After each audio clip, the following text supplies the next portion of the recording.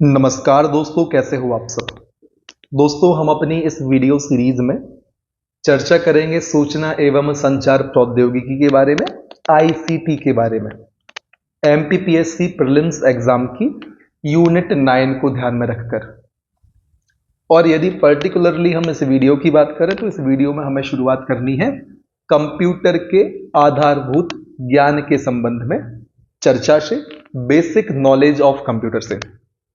इस टॉपिक के अंतर्गत हमें किन किन सब टॉपिक की बात करनी है, हम देखेंगे दोस्तों कि आखिर कंप्यूटर क्या है, कंप्यूटर की पीढ़ियां, उसके भाग, उसके प्रकार, कंप्यूटर की विशेषताएं, कहाँ कैसा उपयोग होता है, कंप्यूटर की सीमाएं क्या हैं। इन सब की चर्चा करते हुए हम बात करेंगे परीक्षा उपयोगी तथ्यों के बारे में संबंधित टॉपिक से कि कौन कौन से फैक्ट आपके एग्जाम के लिहाज से सबसे ज्यादा महत्वपूर्ण है, उनकी चर्चा भी हम कर लेंगे। और फिर दोस्तों अंत में हम बात करेंगे प्रश्न पुस्तिका की। हम सॉल्व करेंगे कुछ मल्टीपल चॉइस क्वेश्चन को ताकि आपको समझ आ सके कि इस टॉपिक से किस प्रकार के प्रश्न आपके एग्जाम में पूछे जा सकते हैं। तो चलिए शुरुआत करते हैं कंप्यूटर से कि आखिर कंप्यूटर क्या है। दोस्तों आपको जान लेना है, जो कंप्यूटर है वह लैटिन शब्द कंप्यूट से लिया गया है और इसका अर्थ होता है दोस्तों गणना करना। इसलिए कंप्यूटर को हम कह देते हैं गणक यंत्र। हम सभी जानते हैं कंप्यूटर एक स्वचालित इलेक्ट्रॉनिक मशीन है जिसमें हम अपरिष्कृत आंकड़े अर्थात टूटे फूटे बिखरे आंकड़े इनपुट के रूप में देते हैं और प्रोग्राम के नियंत्रण द्वारा दोस्तों इन्हें हम अर्थपूर्ण सूचना में या जिस प्रकार से हम आउटपुट चाहते हैं उस प्रकार में हम परिवर्तित करके ग्रहण कर लेते हैं। क्लियर है इतनी चीज। अपरिष्कृत आंकड़े देकर प्रोग्राम के नियंत्रण द्वारा उन्हें हम अर्थपूर्ण सूचनाओं में बदल लेते हैं। तो ये तो हो गया दोस्तों कंप्यूटर के बारे में बेसिक एक अंडरस्टैंडिंग की करता क्या है। फिर बात करते हैं दोस्तों कंप्यूटर के फुल फॉर्म की। तो कंप्यूटर का फुल फॉर्म है common operating machine particular used for technological education research होता है। इसे आप ध्यान रख सकते हैं। फिर दोस्तों पितामह की बात करें तो कंप्यूटर के पितामह चार्ल्स बेबेज को कहा जाता है। और कंप्यूटर साक्षरता दिवस, कौन सा दिवस? विश्व कंप्यूटर साक्षरता दिवस प्रतिवर्ष 2 दिसंबर को मनाया जाता है। तो 2 दिसंबर आपको ध्यान रखना है, विश्व कंप्यूटर साक्षरता दिवस हर वर्ष मनाते हैं। फिर दोस्तों साइड में आपको दिख रहा होगा कंप्यूटर के क्षेत्र में प्रथम व्यक्ति या प्रथम पर्टिकुलर कंप्यूटर के बारे में, तो उसकी चर्चा कर लेते हैं। तो दोस्तों दुनिया का प्रथम गणना यंत्र था अबेकस। प्रथम मैकेनिकल एडिंग यंत्र है पास्कल 9। विश्व की प्रथम प्रोग्रामर है लेडी एडा अगस्ता। विश्व का पहला जनरल पर्पस कंप्यूटर है एनालिटिकल इंजन, आपको ध्यान रखना है। फिर विश्व का पहला प्रोग्रामिंग यंत्र है एनालिटिकल इंजन। एनालिटिकल इंजन को दो परिप्रेक्ष्य में ध्यान रखना है। पहला, दुनिया का सबसे पहला जनरल पर्पस कंप्यूटर भी एनालिटिकल इंजन है और दुनिया का पहला प्रोग्रामिंग यंत्र भी एनालिटिकल इंजन ही है। फिर दोस्तों दुनिया का पहला पूर्ण स्वचालित विद्युत गणना यंत्र है मार्क 1। फिर दोस्तों पहला इलेक्ट्रॉनिक डिजिटल कंप्यूटर है एबीसी, एटनासॉफ बेरी कंप्यूटर, इसका नाम भी ध्यान रखना है। फिर विश्व का पहला पूर्ण इलेक्ट्रिकल डिजिटल कंप्यूटर है एनायक, इसका फुल फॉर्म भी आप बता सकते हैं। फिर दोस्तों संग्रहित प्रोग्राम के आधार पर पहला कंप्यूटर है एडवेक। इसी के बाद यदि हम बात करें दुनिया का पहला व्यापारिक कंप्यूटर यूनिवैक फर्स्ट है दोस्तों। और विश्व का प्रथम व्यावसायिक माइक्रो कंप्यूटर एप्पल 2 है। प्रथम व्यापारिक कंप्यूटर है यूनिवैक और पहला व्यावसायिक माइक्रो कंप्यूटर है एप्पल 2। यदि बात करें दुनिया के प्रथम सुपर कंप्यूटर की तो वह है क्रेवन। पहला पोर्टेबल कंप्यूटर दुनिया का ओसबॉर्न फर्स्ट है। और यदि हम बात करें कि आईसी चिप द्वारा निर्मित पहला डिजिटल कंप्यूटर कौन सा है तो आईबीएम सिस्टम या आईबीएम 360 है आईसी चिप द्वारा निर्मित पहला डिजिटल कंप्यूटर। दोस्तों यहां पर एग्जाम हेल्प में आपके लिए फुल फॉर्म्स दिए हुए हैं। और दोस्तों सूचना एवं संचार प्रौद्योगिकी टॉपिक से अक्सर एमपीपीएससी फुल फॉर्म से बहुत सारे प्रश्न पूछ लेता है, तो हर चीज की फुल फॉर्म तो आपको कम से कम ध्यान रख ही लेने हैं।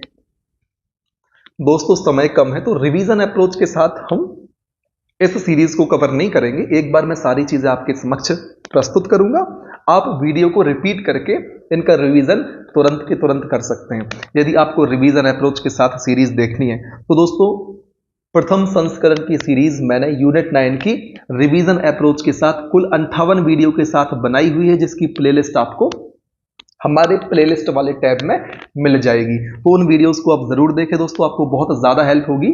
आपको लगभग लगभग नहीं कहेंगे, बहुत सारा डाटा दोस्तों सिमिलर मिलेगा, ताकि सीधी सी बात है, यदि आप उस सीरीज को देखेंगे तो फायदा क्या होगा। छोटे छोटे वीडियोस के माध्यम से उस सीरीज को कवर किया है, कुल 58 वीडियो है, और उसमें रिवीजन अप्रोच को अपनाया गया है कि हर चीज को मैं आपको समझाता हूं, फिर उसका रिवीजन कराता हूं, और ऐसा थ्रू आउट द प्लेलिस्ट या थ्रू आउट द सीरीज किया गया है। आपको बहुत फायदा मिलेगा, आपको सीधे ऑन द स्पॉट याद होती चली जाएगी। लेकिन यहां हम लेटेस्ट एडिशन की चर्चा कर रहे हैं, समय को ध्यान में रखते हुए जल्दी चीजें कवर करनी है, तो रिवीजन अप्रोच को उतना ज्यादा अप्लाई इस सीरीज में नहीं किया जाएगा, लेकिन एक एक चीज आपके समक्ष पूरी स्पष्टता के साथ रखी जाएगी। तो आप हमारी इस सीरीज को भी देख सकते हैं, आपको मेरा सुझाव रहेगा, बाकी फिर मानना ना मानना आपके ऊपर, सीधी सी बात। फिर एग्जाम हेल्प की हम चर्चा अब कर ही लेते हैं। फुल फॉर्म लिखे हुए हैं जो आपको ध्यान रखने हैं दोस्तों। एनआईएक का फुल फॉर्म है electronic numerical integrator and computer. एडवैक का फुल फॉर्म है electronic discrete variable automatic computer. EDSAC का फुल फॉर्म है electronic delay storage automatic calculator, याद रखना है यहां पर कैलकुलेटर है। फिर यूनिवैक का फुल फॉर्म है यूनिवर्सल ऑटोमेटिक कंप्यूटर। तो दोस्तों इन फुल फॉर्म को आपको जरूर ध्यान रखना है, ठीक है। फिर चर्चा करते हैं कंप्यूटर के कार्यों की।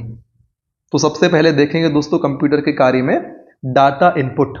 दोस्तों कंप्यूटर के इनपुट डिवाइस द्वारा हम डाटा की एंट्री करते हैं रॉ डाटा के रूप में, जिस पर प्रोसेसिंग का काम किया जाता है, उसी को हम कहते हैं इनपुट डाटा। वह डाटा जिस पर प्रोसेसिंग का कार्य किया जाता है वो रॉ डाटा होता है। और कंप्यूटर में कैसे भेजते हैं, इनपुट डिवाइस के माध्यम से भेजते हैं। अब आप कहेंगे सर इनपुट डिवाइस कौन कौन से हैं, जैसे कीबोर्ड माउस आदि इनपुट डिवाइस के एग्जाम्पल हैं। 4-5 एग्जाम्पल कमेंट सेक्शन में आप अपनी साइड से भी हमें प्रेषित कर सकते हैं। और दोस्तों एग्जाम्पल्स तो आपको भर भर के याद कर लेने हैं कि कौन सा इनपुट डिवाइस का एग्जाम्पल है, कौन सा आउटपुट डिवाइस का एग्जाम्पल है, कौन से एग्जाम्पल इनपुट आउटपुट दोनों डिवाइसेस के हैं। तो इनको आपको बहुत ध्यान से याद रखना है, ऐसे ऐसे बेसिक प्रश्न एमपीपीएससी पूछता है। फिर बात करते हैं डाटा प्रोसेसिंग की। तो दोस्तों निर्देशों का एग्जीक्यूशन करने, डाटा को सूचना में बदलने के लिए की गई गणना डाटा प्रोसेसिंग कहलाता है। जो निर्देश हमने कंप्यूटर को भेजे हैं उनको एग्जीक्यूट करने या उनको अप्लाई करने, साथ ही साथ जो रॉ डाटा हमने भेजा है उसको काम की सूचना में बदलने के लिए जो गणना की जाती है, जिस प्रकार की क्रियाविधि कंप्यूटर में होती है, उसे कहा जाता है डाटा प्रोसेसिंग, ठीक। और दोस्तों यह प्रोसेस माइक्रो प्रोसेसर में संपन्न होती है, ध्यान रखना है डाटा प्रोसेसिंग माइक्रो प्रोसेसर में संपन्न होती है। फिर डाटा आउटपुट, दोस्तों प्रोसेसिंग से जो सूचनाएं प्राप्त होती हैं और जो यूजर को डिस्प्ले पर दिखती हैं उसे हम कहते हैं आउटपुट या डाटा आउटपुट। सिर्फ डिस्प्ले नहीं दोस्तों, प्रिंटर से हम प्रिंट भी कर लेते हैं, ठीक है। इसके लिए आउटपुट डिवाइस है प्रिंटर, मॉनिटर, स्पीकर आदि। तो आउटपुट दोस्तों अलग अलग प्रकार का हो सकता है, विजुअल हो सकता है, ऑडियो आउटपुट हो सकता है, प्रिंटिंग के माध्यम से प्रिंट भी कर सकते हैं। तो आपको इस प्रकार से समझना है कि आपने कंप्यूटर को निर्देश दिया और किस माध्यम से आपको सूचनाएं दे रहा है, वे सभी माध्यम आउटपुट में कंसीडर किए जाएंगे। दोस्तों इतनी चीज क्लियर होगी ऐसी मैं आपसे आशा कर सकता हूं। और यदि वीडियो आपको अच्छी लग रही है, आपके काम की लग रही है, आपकी एग्जाम की तैयारी में आपकी सहायता कर रही है, तो कमेंट सेक्शन में हमें जरूर अवगत कराएं, ताकि और मनोबल के साथ अगले वीडियो में हम आपके समक्ष प्रस्तुत हो पाए, ठीक। दोस्तों अब बात करते हैं डाटा स्टोरेज की। तो दोस्तों प्रोग्राम और डाटा को स्थायी या अस्थायी रूप से स्टोर करना, भंडारित करना कहलाता है डाटा स्टोरेज। जैसे कोल्ड स्टोरेज होते हैं, वेयर हाउसेस होते हैं, वैसे ही डाटा को स्टोर करने के लिए डाटा स्टोरेज डिवाइसेस होते हैं दोस्तों। तो दोस्तों डाटा को स्थायी रूप से स्टोर करने के लिए सेकेंडरी मेमोरी के रूप में हार्ड डिस्क का उपयोग किया जाता है। प्रश्न बन सकता है कि हार्ड डिस्क किस प्रकार की मेमोरी का एग्जाम्पल है, तब आप कहेंगे सर हार्ड डिस्क तो सेकेंडरी टाइप की मेमोरी का उदाहरण है। दोस्तों अस्थायी रूप से डाटा स्टोर करने के लिए प्राइमरी मेमोरी का उपयोग किया जाता है। प्राइमरी मेमोरी क्या होती है इसे आप हमें कमेंट सेक्शन में बताएंगे, अदरवाइज यदि आप नहीं बता पाते तो आगे तो हमें चर्चा कर ही लेनी है, ठीक। जब सब टॉपिक क्रमबद्ध रूप से पढ़ने ही है तो सारे टॉपिक एक स्थान पर हम क्यों प्रस्तुत करें, क्यों आपके दिमाग में खिचड़ी बनाएं। तो इस अप्रोच के साथ कुछ चीजें हम साथ में ही डिस्कस कर लेंगे, अदरवाइज हम वेट करेंगे कि कब वो टॉपिक आने वाला है, उस समय स्पष्ट रूप से हम कवर करेंगे। लेकिन मैं आपसे प्रश्न पूछूंगा, यदि आप जानते हैं तो कमेंट सेक्शन में जरूर बताएं दोस्तों, ठीक। अब नंबर आता है कंप्यूटर की पीढ़ियों के बारे में जानने का। तो चलिए जानकारी जुटाने का प्रयास करते हैं। तो दोस्तों अब तक 5 पीढ़ियां हमारे सामने हैं। पहली पीढ़ी 1942 से 55, दूसरी 56 से 65, तीसरी 66 से 75, चौथी 76 से 89 और पांचवी 90 से वर्तमान तक। अब आप कहेंगे सर इतने सारे सन दे दिए, इनको कैसे हम ध्यान रखें, कौन सी पहली पीढ़ी का है, कौन सी दूसरी पीढ़ी का है, सर तीसरी पीढ़ी कब शुरू हुई थी, कब खत्म हुई, चौथी कब शुरू हुई, इसका भी समाधान है, इसकी भी चर्चा हम कर लेते हैं दोस्तों। तो दोस्तों अब इन पीढ़ियों को याद करने का तरीका भी देख लेते हैं। दोस्तों हम सभी जानते हैं हमें कैसे याद करना है, हमें 1942 याद करना है, 1956 याद करना है, 1966 याद करना है, 1976 याद करना है और 1990 याद करना है। फर्स्ट पीढ़ी के लिए 42 याद करना है, दूसरी के लिए 56 याद करना है, तीसरी के लिए 66 याद करना है, चौथे के लिए 76, पांचवें के लिए 90।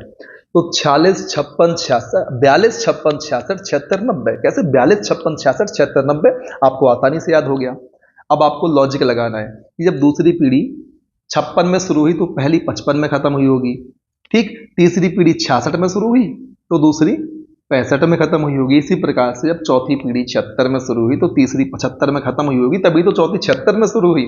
इसी प्रकार से जब पांचवी पीढ़ी 90 से शुरू हुई तो चौथी पीढ़ी 89 में खत्म हुई होगी।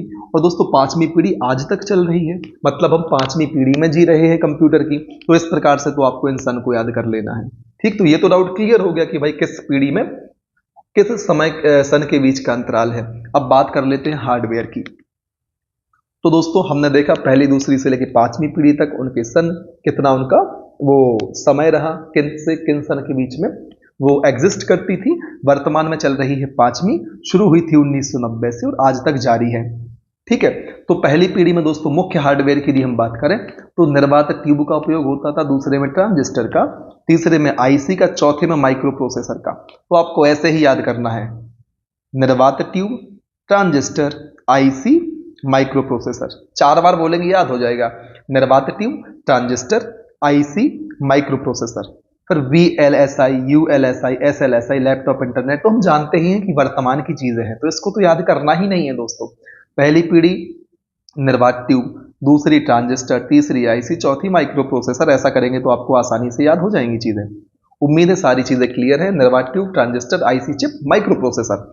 फिर सॉफ्टवेयर की बात करें दोस्तों, तो दोस्तों ध्यान रखना है मशीनी भाषा और बाइनरी संख्या का उपयोग होता था पहली पीढ़ी में, दूसरी पीढ़ी में असेंबलर कंपाइलर का, तीसरे में इंटरप्रेटर का। आप बीच वाला याद कर लें कि तीसरी पीढ़ी में इंटरप्रेटर का उपयोग होता था। अब उसको हम बेंचमार्क मान के बात करेंगे, तीसरे में इंटरप्रेटर का, लेकिन उसके पहले असेंबलर कंपाइलर का उपयोग होता था। और उसके बाद दोस्तों ग्राफिकल यूजर इंटरनेट और यूनिक्स सॉफ्टवेयर आ गए।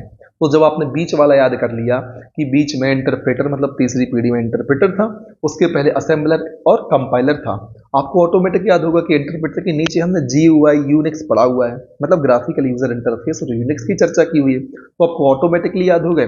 पहला आखिरी तो हम समझ ही लेते हैं, वर्तमान में इंटरनेट और मल्टीमीडिया का जमाना चल रहा है। और पहली पीढ़ी दोस्तों मशीनी भाषा और बाइनरी संख्या पर आधारित थी। उम्मीद है इतनी चीजें क्लियर होंगी। जब आप अब सोचेंगे तो आप पहला ऑटोमेटिक याद कर लेंगे कि मशीनी भाषा और बाइनरी संख्या पहली पीढ़ी में थी। दोस्तों दूसरा आप भूल गए तो तीसरा आपको इंटरप्रेटर याद है, तो आपने इंटरप्रेटर से लिंक किया था कि उसके पहले असेंबलर कंपाइलर आता था, मतलब दूसरे में असेंबलर कंपाइलर है, तीसरे में तो इंटरप्रेटर है ही। चौथे का हमने देख लिया कि इंटरप्रेटर के बाद ग्राफिकल यूजर इंटरफेस और यूनिक्स था। और लास्ट जहां हम जी रहे हैं, हम खुद जानते हैं इंटरनेट और मल्टीमीडिया का जमाना है। फिर यदि हम करें बात मेमोरी की, तो पहली पीढ़ी में दोस्तों पेपर टिप पंच कार्ड का उपयोग, दूसरी पीढ़ी में चुंबकीय डिस्क टेप और डिस्क का उपयोग, तीसरी पीढ़ी में चुंबकीय स्टोरेज में वृद्धि हुई। बस आपको ध्यान क्या रखना, पहला तो सब जानते हैं पेपर टेप पंच कार्ड का उपयोग करते थे, दूसरे में चुंबकीय टेप और डिस्क, तीसरे में ज्यादा याद नहीं रखना, उसी में वृद्धि होगी चुंबकीय टेप और डिस्क की स्टोरेज क्षमता में। चौथे को आप ध्यान रख लें कि अर्धचालक मेमोरी। हमने सॉफ्टवेयर में इंटरप्रेटर याद किया था, तीसरी पीढ़ी का था।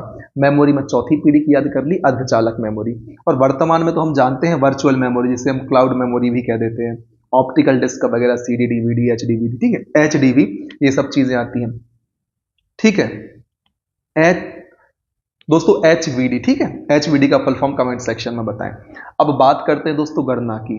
तो पहली पीढ़ी में मिली सेकेंड में गणना होती थी, फिर उससे कम माइक्रो सेकेंड लगने लगी, फिर नैनो सेकेंड, फिर पिको सेकेंड, फिर फेम्टो सेकेंड। गणना में समय लगने लगा, मतलब निरंतर समय कम होता गया गणना करने में, मतलब कंप्यूटर की स्पीड निरंतर बढ़ती गई। इसको आपको ध्यान रखना है।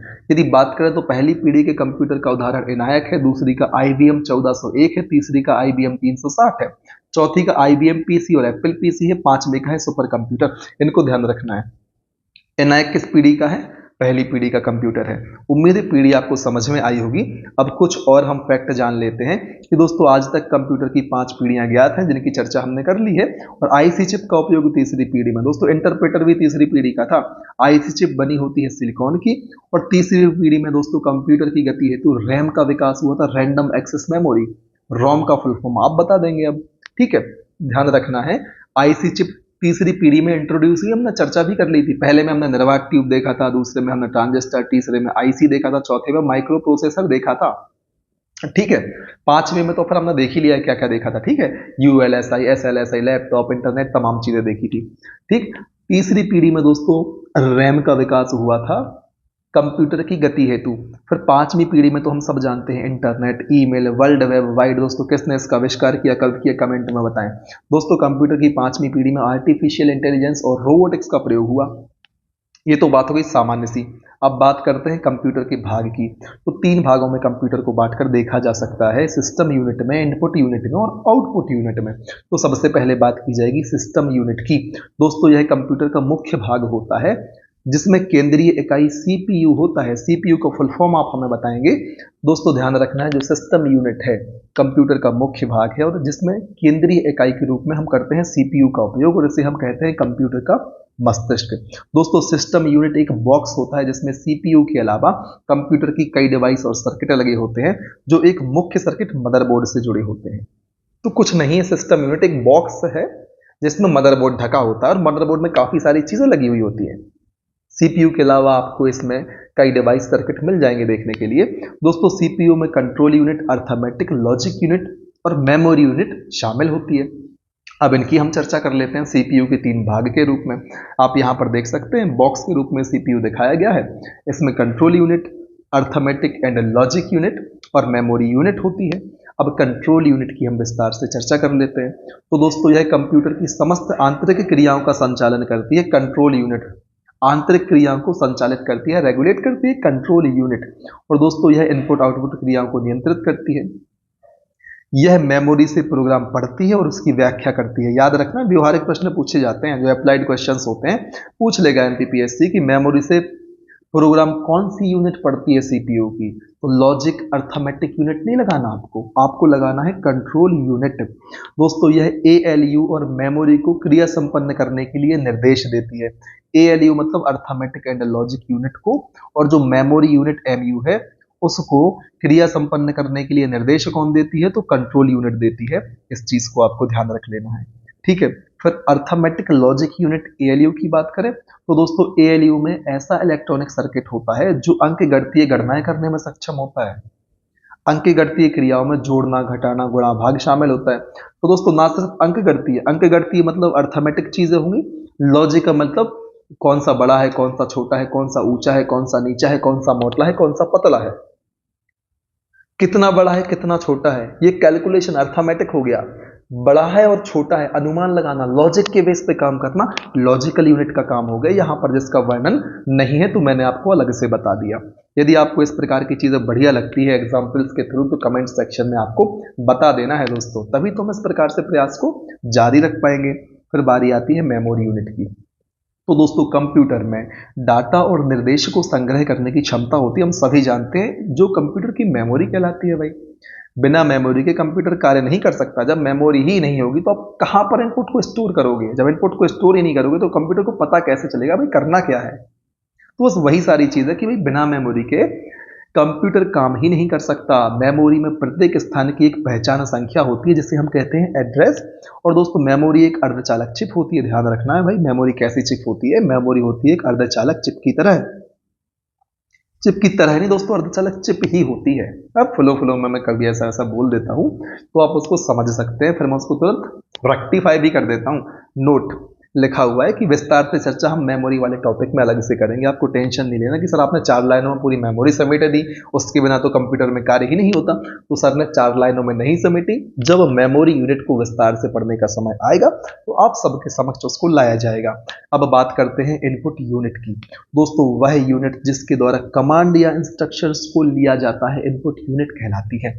कंप्यूटर में दोस्तों हम कीबोर्ड के माध्यम से, माउस के माध्यम से, जॉयस्टिक, स्कैनर, बारकोड आदि के माध्यम से जानकारी भेजते हैं।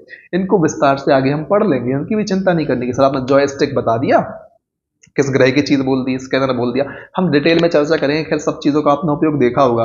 आप फॉर्म भरने जाते होंगे तो कीबोर्ड, माउस, स्कैनर तो आपने ऑटोमेटिकली देखे होंगे। जॉयस्टिक को तो दोस्तों गेम्स खेलने में भी उपयोग करते हैं। जब आपने कभी ऑनलाइन शॉपिंग की होगी तो बारकोड आपने, क्यूआर कोड आपने देखा होगा, तो बारकोड भी आपने देख ही लिया होगा। ठीक है, फिर बात करते हैं दोस्तों आउटपुट यूनिट की। जहां से आउटपुट प्राप्त होता है दोस्तों कंप्यूटर सिस्टम की वह यूनिट जिसके लिए कमांड व इंस्ट्रक्शन को प्रोसेस करके रिजल्ट दिखाया जाता है। क्या कहलाती है आउटपुट यूनिट? सिस्टम की वह यूनिट जिसके द्वारा कमांड या इंस्ट्रक्शन को प्रोसेस करने के बाद रिजल्ट दिखाया जाता है, उसे आउटपुट यूनिट कहते हैं। रिजल्ट हमें कैसे प्राप्त हो सकता है? हमें डिस्प्ले पे दिख सकता है, हम प्रिंटर से उसका प्रिंट आउट भी ले सकते हैं, हार्ड कॉपी। प्लॉटर मतलब प्रिंटर का बड़ा रूप, आप समझ लो, इनकी चर्चा विस्तार से करेंगे। इसके अलावा दोस्तों ऑडियो फॉर्मेट में भी आउटपुट प्राप्त हो सकता है, आपको ध्यान रखना है इस चीज को। जैसे अलेक्सा है दोस्तों, आउटपुट ऑडियो फॉर्मेट में देता है। अलेक्सा भारत की राजधानी क्या है? वो बोलेगा दिल्ली है, तो आपको आउटपुट ऑडियो में भी तो मिल रहा है। तो कहीं से भी आपको जो आपने जानकारी चाहिए है वो आपको मिलेगी, तो वो आउटपुट डिवाइस हो गया। अब बात करते हैं दोस्तों इनपुट आउटपुट पोर्ट के बारे में। तो दोस्तों पेरिफेरल डिवाइस को कंप्यूटर में जोड़ने के लिए जिस माध्यम का उपयोग होता है उसे हम कहते हैं पोर्ट। और आप यहाँ पर अलग अलग पोर्ट्स को देख सकते हैं। हम कितने प्रकार की पोर्ट की बात करनी है? पोर्ट्स के दोस्तों निम्नलिखित प्रकार होते हैं, जिसमें parallel port, serial port, universal serial bus port. दोस्तों यूएसबी का फुल फॉर्म ध्यान रख लेना। MIDI पोर्ट मतलब musical instrument digital interface port. HDMI अर्थात हाई डेफिनेशन मल्टीमीडिया इंटरफेस। फिर BGA मतलब वीडियो ग्राफिक्स एरे। दोस्तों फुल फॉर्म से कंप्रोमाइज नहीं कर सकते, नहीं तो आपका सिलेक्शन कंप्रोमाइज हो जाएगा, इस बात को ध्यान रखना है। इस टॉपिक के संबंध में जितने भी फुल फॉर्म है आपको ध्यान रखना है। PSC अक्सर फुल फॉर्म से प्रश्न पूछता है। वायरस से संबंधित प्रश्न 2018 प्री में पूछा गया है। हर एग्जाम में आप देखेंगे कहीं ना कहीं फुल फॉर्म से प्रश्न पूछे जाते हैं, ना सिर्फ MPPSC में बल्कि दूसरे एग्जाम्स आप देखना जिसमें इस टॉपिक को लिया जाता है। फुल फॉर्म से प्रश्न पूछने की प्रवृत्ति अक्सर बोर्ड की होती है। बोर्ड मतलब जो एग्जाम कंडक्ट करवाता है, इस बात को ध्यान रखना है। आप यहाँ पर देख सकते हैं ये ईथरलैन पोर्ट है, USB पोर्ट ये बने हुए हैं, सीरियल पोर्ट ये है, पैरेलल पोर्ट ये है, MIDI पोर्ट यहाँ पर बना हुआ है, VGA पोर्ट देखिए आप, microphone red colour, line in blue colour, speaker yellow colour आप यहाँ देख सकते हैं। कलर क्यों लिख दिए? क्योंकि यहाँ समझ में नहीं आ रहे तो आपको एक बेसिक सा नॉलेज हो जाए। ठीक है, फिर बात करते हैं सबसे पहले पैरेलल पोर्ट की। दोस्तों यह एक बार में 8 बिट डाटा को ट्रांसफर करता है। कौन सा पोर्ट? Parallel port.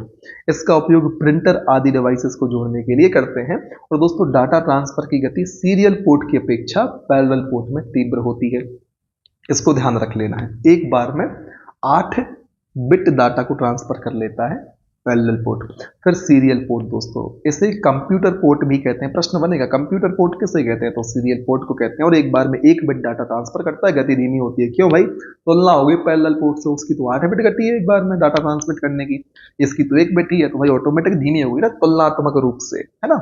इसका उपयोग कीबोर्ड माउस जोड़ने के लिए करते हैं। फिर बारी आती है यूनिवर्सल सीरियल बस पोर्ट की, USB पोर्ट की। फुल फॉर्म ध्यान रख लेना है। इसका सबसे अधिक उपयोग बाह्य उपकरणों को जोड़ने के लिए करते हैं और सामान्यतः सभी कंप्यूटर में 2 से 4 USB पोर्ट होते हैं दोस्तों।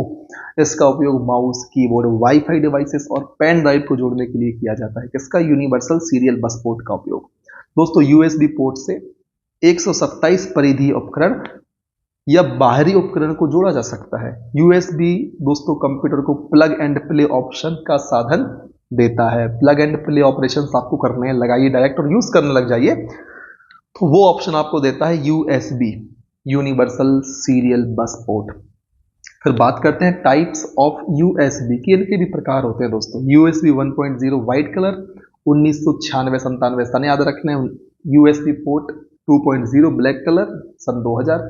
USB 3.0 blue colour 2008, USB 4.0 typically blue colour 2019। तो ये ज़्यादा महत्वपूर्ण नहीं, आप कहेंगे सर क्या बता दिया आपने, इसके लिए आपको लोड नहीं लेना है, ठीक है। यहाँ क्रॉस मैंने लगाया, मतलब ये नहीं कि पढ़ना नहीं है, इसका मतलब लोड नहीं लेना, याद तो ठीक है, अदरवाइज कोई बात नहीं, ठीक है। तो इस प्रैक्टिस का मतलब यही है कि लोड नहीं लेना, याद हुआ तो ठीक है, अदरवाइज इसके माध्यम से या ये इसके लिए परेशान नहीं होना। फिर बात करते हैं MIDI पोर्ट की, अर्थात म्यूजिकल इंस्ट्रूमेंट डिजिटल इंटरफेस की। दोस्तों इस पोर्ट का उपयोग मिडी केबल को कंप्यूटर से जोड़ने के लिए किया जाता है। इस पोर्ट के माध्यम से हम कई प्रकार के इलेक्ट्रॉनिक म्यूजिकल उपकरण और ऑडियो डिवाइस को कंप्यूटर से जोड़ सकते हैं। इसके फुल फॉर्म से आपको चीज़ें समझ में आ जाएंगी, इसलिए मैं हाथ जोड़ जोड़ के कहता हूँ कि प्रभु फुल फॉर्म याद कर लेना। और साथ ही दोस्तों उन डिवाइस को प्ले कर सकते हैं और रिकॉर्ड भी कर सकते हैं जो हम इसके माध्यम से जोड़ते हैं। उदाहरण, अगर आपको गिटार कंप्यूटर से जोड़ना है तब आप मिडी केबल का उपयोग करेंगे। जो गिटार वगैरह इंस्ट्रूमेंट प्ले करते हैं, सिंथेसाइजर, ऑर्गन, मेटा गिटार, तो उनको तो इस बारे में आइडिया होगा ही।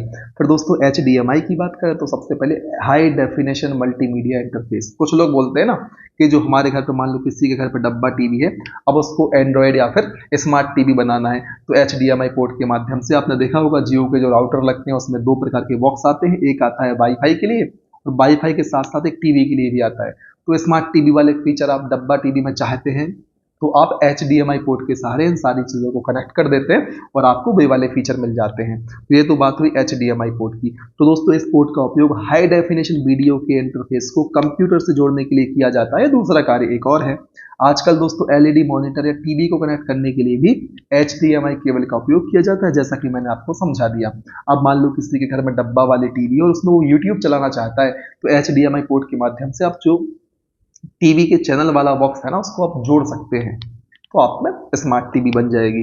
आप ये प्रैक्टिकल करके देख सकते हैं। प्रैक्टिकल तब करते हैं जब कोई पहली बार काम हो रहा होता है, ये तो कई बार लोग कर चुके हैं, तो ये तो सिर्फ आप तक जानकारी साझा की, इसको सीधा अप्लाई करना है आपको। VGA की बात करें, वीडियो ग्राफिक्स एरे, तो दोस्तों इसका उपयोग कंप्यूटर से वीडियो आउटपुट प्राप्त करने के लिए करते हैं। दोस्तों कंप्यूटर से टेलीविजन और कंप्यूटर से लैपटॉप को कनेक्ट करने के लिए भी VGA पोर्ट का उपयोग किया जाता है। कंप्यूटर से यदि आप टेलीविजन को जोड़ना चाहते हो या कंप्यूटर से लैपटॉप को जोड़ोगे तो आप VGA पोर्ट का उपयोग करेंगे, ठीक है, इतना आपको ध्यान रख लेना है। अभी हमने बात की थी कंप्यूटर साक्षरता दिवस कब 2 दिसंबर को मनाते हैं और कंप्यूटर सुरक्षा दिवस 30 नवंबर को मनाते हैं। यह ध्यान रखना है, साक्षरता कब मनाते हैं 2 दिसंबर और कंप्यूटर सुरक्षा दिवस कब मनाते हैं 30 नवंबर। ठीक, कंप्यूटर की विशेषताएं की बात करें तो हम सबसे छुपी नहीं है यार, हर घर में कंप्यूटर है, मोबाइल भी अपने आप में कंप्यूटर है। तो दोस्तों स्पीड, शुद्धता, सक्षमता मतलब कार्य करने में सक्षम, स्मरण शक्ति के मामले में व्यापक उपयोगिता, स्वचालन है मतलब ऑटोमेशन के रूप में कार्यरत है, संग्रहण क्षमता हर चीज में बढ़िया अव्वल परफॉर्मेंस देता है। तो विशेषताएं तो हम सभी जानते हैं, ठीक। और आप यहां पर देख सकते हैं स्ट्रक्चर कंप्यूटर का, यूपीएस का फुल फॉर्म आपको बताना है, सीपीयू का फुल फॉर्म आपको बताना है, डीवीडी का फुल फॉर्म आपको बताना है, mouse pad, keyboard, speaker, monitor यहां पर आपको दर्शाया गया है। दोस्तों माउस का आविष्कार किसने किया था इसको भी आपको बताना है, आईसी का आविष्कार किसने किया ये भी आप बता सकते हैं। अब हम चर्चा करते हैं कंप्यूटर के प्रकार की। वीडियो अच्छा लग रहा है तो कमेंट सेक्शन में बता दो दोस्तों, वीडियो को लाइक भी कर देना है। तो कंप्यूटर के प्रकार हम 3 आधार पर देखेंगे, कार्य के आधार पर, आकार के आधार पर और उद्देश्य के आधार पर। तो कार्य के आधार पर दोस्तों 3 भागों में बांटा गया है, एनालॉग, डिजिटल और हाइब्रिड कंप्यूटर। आकार के आधार पर दोस्तों माइक्रो सबसे छोटे, मिनी माइक्रो से बड़े, मेन फ्रेम मिनी से बड़े और सुपर कंप्यूटर सबसे बड़े। तो आकार के आधार पर 4 भाग देखे। फिर उद्देश्य के आधार पर जनरल पर्पस या सामान्य उद्देश्यों में जो कंप्यूटर उपयोग होते हैं जैसे हम और आप उपयोग करते हैं, और विशिष्ट उद्देश्य कंप्यूटर मतलब स्पेशल पर्पस कंप्यूटर। उद्देश्य के आधार पर 2 भागों में बांटा है, आकार के आधार पर 4 भाग देखे और कार्य के आधार पर हमने 3 भाग देखे। अब एक एक करके सभी भागों की चर्चा करनी है। शुरुआत हम करेंगे कार्य के आधार पर। सबसे पहले बात करेंगे एनालॉग कंप्यूटर की। तो दोस्तों सामान्यतः भौतिक राशियों के मापन पर आधारित होते हैं एनालॉग कंप्यूटर, भौतिक राशियां जैसे ताप, दाब, लंबाई आदि। दोस्तों इन कंप्यूटरों का उपयोग वहां किया जाता है जहां भौतिक राशियों के निरंतर मापन की आवश्यकता होती है, जैसे इंजीनियरिंग, इंडस्ट्री एवं विज्ञान के क्षेत्र में। और यदि बात करें एनालॉग कंप्यूटर की तो इसमें थर्मामीटर, स्पीडोमीटर, भूकंप मापी, एनालॉग घड़ी और वोल्ट मीटर आदि शामिल हैं। फिर बात करते हैं डिजिटल कंप्यूटर की। तो दोस्तों ऐसे कंप्यूटर जिनका उपयोग डिजिटल युक्तियों में किया जाता है, जो डिजिटल सिग्नल का उपयोग करते हैं, उन्हें डिजिटल कंप्यूटर कहते हैं। और दोस्तों डिजिटल कंप्यूटर डाटा और प्रोग्राम को 0 और 1 में परिवर्तित करके उसको इलेक्ट्रॉनिक रूप में ले जाते हैं। और दोस्तों डिजिटल कंप्यूटर गणना के साथ साथ लॉजिक क्रिया भी करते हैं। इसके उदाहरण है डिजिटल कंप्यूटर, डिजिटल घड़ी और कैलकुलेटर। तो दोस्तों आपको बताना है मापन एवं गणना में क्या अंतर है, इसकी चर्चा भी हम कर लेंगे। पहले बात करते हैं हाइब्रिड कंप्यूटर की। तो दोस्तों इन कंप्यूटर में एनालॉग और डिजिटल दोनों के ही गुण विद्यमान होते हैं। जैसे पेट्रोल पंप पर कंप्यूटर पेट्रोल की मात्रा को मापकर लीटर में दिखाता है और उसकी गणना भी करता है। अब यहाँ पर दोस्तों हम चर्चा कर ही लेते हैं कि आखिर मापना और गणना करना यहाँ पर क्या है और हाइब्रिड कंप्यूटर क्या है। हमने अभी देखा कि जो एनालॉग कंप्यूटर है वो मापन करता है और हाइब्रिड डिजिटल कंप्यूटर क्या कर रहा है, गणनाएं कर रहा है। तो हाइब्रिड कंप्यूटर क्या करेगा, एनालॉग और डिजिटल दोनों के कार्य साथ में संचालित करेगा। अब ध्यान से क्या सुनना है, एग्जाम्पल दिया कि पेट्रोल पंप पर कंप्यूटर करता क्या है, पेट्रोल की मात्रा को लीटर में मापता है और उसकी गणना भी करता है। जैसे हम पेट्रोल गाड़ी में भराते हैं तो जो हमें डिस्प्ले पर दिखता है उसमें क्या दिखता है, पेट्रोल आपने ले लिया, मान लो 10 लीटर पेट्रोल आपने भराया। तो जब हम किसी चीज को मेजर करते हैं तो उसके लिए हमें यूनिट की आवश्यकता पड़ती है। जब आप पेट्रोल भराते हैं तो हम हमेशा ये कहते हैं ना कि भैया 10 लीटर पेट्रोल भरना है या 20 लीटर पेट्रोल भरना है। हम पैसे के हिसाब से जनरली कहते हैं 2000 का कर दो, 4000 का कर दो, 1500 का कर दो। लेकिन अल्टीमेटली बेसिकली क्या अंडरस्टैंडिंग होती है, हम देखते हैं लीटर में है ना, कितने लीटर पेट्रोल आया। तो जो कितना है, जैसे 10 लीटर पेट्रोल आया तो 10 है गणना, और जो लीटर में हमने दिखा हुआ है ये मापन हुआ है। मापन अर्थात कि भाई एक बॉटल है, यदि उसमें इतना आ गया पेट्रोल इस लेवल तक, इसको हम 1 लीटर बोलेंगे, तो मतलब ये हो गया 1 लीटर का मापन। आप कभी ऐसा बोलते हैं पेट्रोल भराते समय कि 10 पेट्रोल भर दो, 20 पेट्रोल भर दो, वो आपसे कह देगा कि 20 क्या 10 क्या, 10 लीटर की 10 ml। तो अभी आपको शायद चीजें समझ में आ रही होंगी कि मापन का मतलब है कि मापने की यूनिट आपको बतानी है कि इतनी मात्रा को हम 1 लीटर कह देंगे, इतनी मात्रा को लीटर कहा जाता है। मान लो इतनी मात्रा है किसी चीज की, उसको कह दिया लीटर। अब इतनी इतनी मात्राएं कितनी बार कर ली गई, 10 बार ली गई तो 10 लीटर हो गया। तो जो ये मात्रा का हमने मेजर किया, इसको मापा, उसे हम कहते हैं मापन, कि इतनी मात्रा को हम बोलेंगे लीटर। अब उतनी उतनी कितनी बार लेनी है, उतने लीटर हो गए। तो कितनी बार दोस्तों गणना हो गई और वो मेजरमेंट की भाई इतनी मात्रा को लीटर कहा जाएगा, उसे हम कहते हैं मापन। तो दोस्तों जो हाइब्रिड कंप्यूटर है वो दोनों काम करता है, हमें पेट्रोल लीटर में माप के देगा और साथ ही साथ ये भी बताएगा कि उतने लीटर कितनी बार लिए गए हैं, मतलब कितने लीटर पेट्रोल डलाया गया है। उम्मीद है यह चीज आपको समझ में आई होगी। दोस्तों इस पर्टिकुलर चीज के लिए अलग से कमेंट करके बताएं कि ये तरीका समझाने का आपको कैसा लगा। यदि आप चाहते हैं तो हर टॉपिक में जहां पर इस प्रकार के तरीके अप्लाई हो पाएंगे, मैं प्रयास करूंगा आपको समझाने का। फिर दोस्तों अस्पताल में रोगी के तापमान, धड़कन, रक्तचाप आदि को एनालॉग सिग्नल के रूप में ग्रहण किया जाता है और फिर उन्हें डिजिटल सिग्नल में बदलकर परिणामों को अंक के रूप में प्रदर्शित किया जाता है। अब यहां पर भी सेम चीज आ रही है। अब यहां आप हमें कमेंट सेक्शन में बताएंगे कि कैसे यहां पर एनालॉग और डिजिटल की क्रियाएं साथ साथ संपन्न हो रही हैं। यदि आपको पहला वाला एग्जाम्पल समझ में आया है तो ये तो बात हुई दोस्तों किसके आधार पर, कंप्यूटरों की कार्य के आधार पर कंप्यूटर की। अब हमें चर्चा करनी है दोस्तों आकार के आधार पर कंप्यूटर की, और सबसे पहले बात होगी माइक्रो कंप्यूटर की। दोस्तों ये आकार में छोटे और कम कीमत के होते हैं। घरों, कार्यालयों, विद्यालयों में लगे कंप्यूटर प्रायः माइक्रो कंप्यूटर ही होते हैं। दोस्तों घरों में इनकी संग्रहण क्षमता तथा कार्य करने की गति अपेक्षाकृत कम होती है। घरों में दोस्तों इन कंप्यूटरों में, कहने का मतलब जो कंप्यूटर घर में हम जनरली उपयोग करते हैं वो माइक्रो कंप्यूटर होते हैं और उनकी संग्रहण क्षमता और कार्य करने की जो गति होती है अपेक्षाकृत कम होती है। और दोस्तों इन पर एक समय में एक ही व्यक्ति कार्य कर सकता है। इसके एग्जाम्पल है डेस्कटॉप, लैपटॉप, कॉमटॉप, टैबलेट, नोटबुक आदि। तो दोस्तों ध्यान रखें कि जो हमने एग्जाम्पल्स देखे वे माइक्रो कंप्यूटर के एग्जाम्पल्स हमने देखे।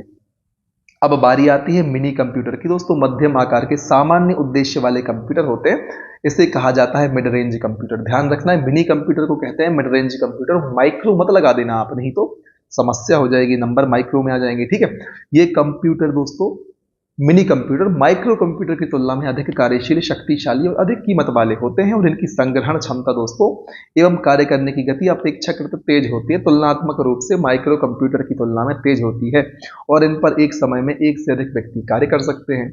इनका उपयोग बड़े बैंक, बड़े ऑफिस आदि में होता है। ठीक, फिर बारी आती है मेन फ्रेम कंप्यूटर की। दोस्तों मेन फ्रेम कंप्यूटर आकार में बहुत बड़े होते हैं और इनकी संग्रहण क्षमता एवं कार्य करने की गति बहुत अधिक होती है। किनकी? मेन फ्रेम कंप्यूटर की। दोस्तों इन कंप्यूटरों पर एक समय में कई व्यक्ति कार्य कर सकते हैं और इनका उपयोग दोस्तों रेलवे आरक्षण, बीमा कंपनियां, अनुसंधान संस्थान, एयरपोर्ट आदि पर होता है। या यहाँ उपयोग होने वाले कंप्यूटर सामान्यतः मेन फ्रेम कंप्यूटर होते हैं, आपको ध्यान रखना है। माइक्रो मिनी कंप्यूटर भी देखने को मिल जाएंगे छोटे मोटे कार्य करने के लिए। जो मेन काम होते हैं दोस्तों वहां पर हमेशा आपको मेन फ्रेम कंप्यूटर ही लगे दिखेंगे इन पर्टिकुलर संस्थानों में। फिर दोस्तों सुपर कंप्यूटर की बात करें तो आकार में सबसे बड़े होते हैं, इनकी संग्रहण क्षमता एवं कार्य करने की गति सर्वाधिक होती है।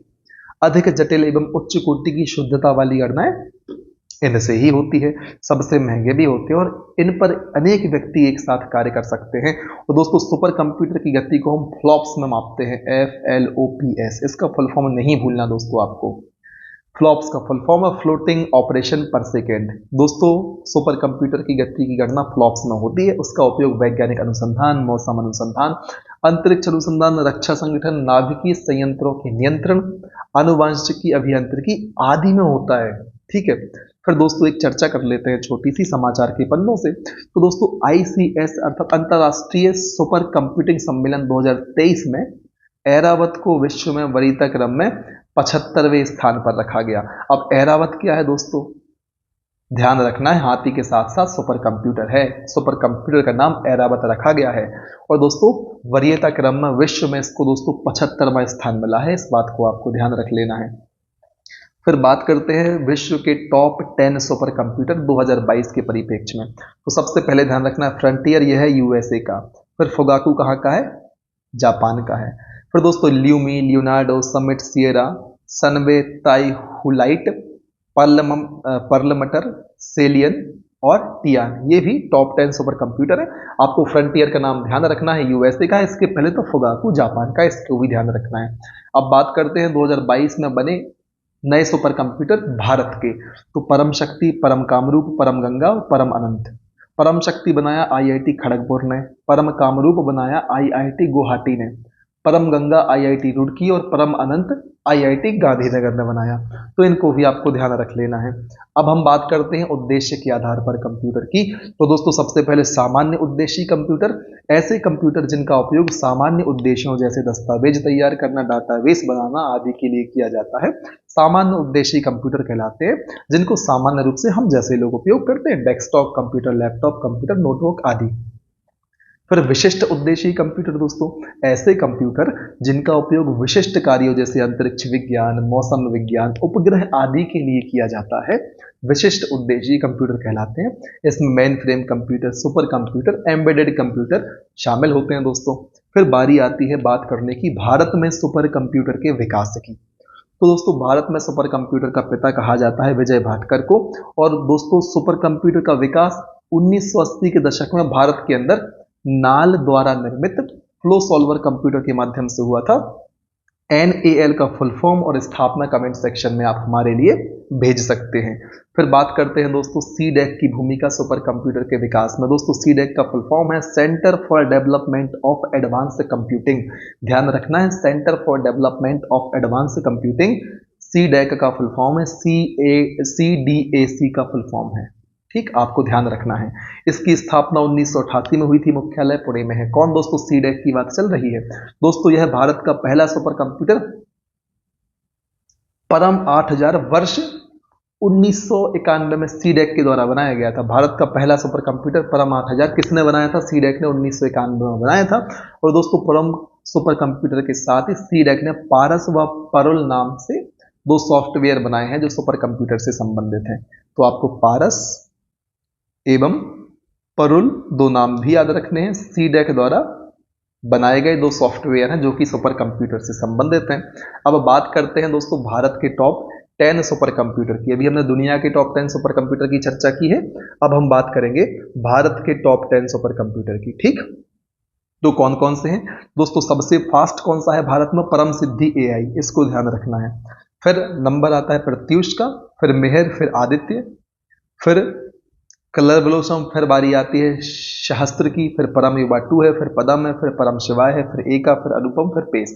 तो आपको टॉप 3 तो याद रख ही लेने हैं। सबसे फर्स्ट है परम सिद्धि, स्पीड के मामले में हर चीज में। फिर है प्रत्युष, फिर है मेहर।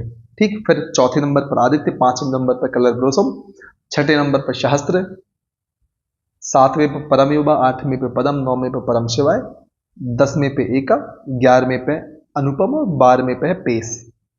इनके नाम आप ध्यान रख सकते हैं। ठीक है, हो सकता है यहां पॉइंट ज्वाइंट हो गए हों, बाकी आपको ध्यान रखना है। टॉप 3 तो आप याद रख ही लें, परम सिद्धि, प्रत्युष और मेहर। ठीक है, फिर बात करते हैं अन्य संस्थानों के द्वारा निर्मित सुपर कंप्यूटर की। तो दोस्तों सीडेक पुणे के द्वारा परम सीरीज सुपर कंप्यूटर और ऐरावत बनाया गया। तो ऐरावत दोस्तों जिसको 75वां स्थान दिया गया है, वह किसने बनाया? सीडेक पुणे ने बनाया। फिर बारी आती है बार्क मुंबई की, तो इन्होंने अनुपम सीरीज बनाई है। फिर PRL अर्थात भौतिक अनुसंधान प्रयोगशाला, जो कि अहमदाबाद में स्थित है। दोस्तों कहाँ स्थित है ये संस्थान, उनको भी ध्यान रखना है। तो दोस्तों PRL अर्थात भौतिक अनुसंधान प्रयोगशाला ने विक्रम 100 बनाया। फिर IITM पुणे ने प्रत्युष, आदित्य और मेहर बनाया। फिर IISc बेंगलोर के द्वारा दोस्तों सहस्त्र और DRDO के द्वारा पेस सुपर कंप्यूटर का निर्माण किया गया। यदि हम बात करें कंप्यूटर के उपयोग की, तो हम सभी जानते हैं दोस्तों हर क्षेत्र में उपयोग हो रहा है।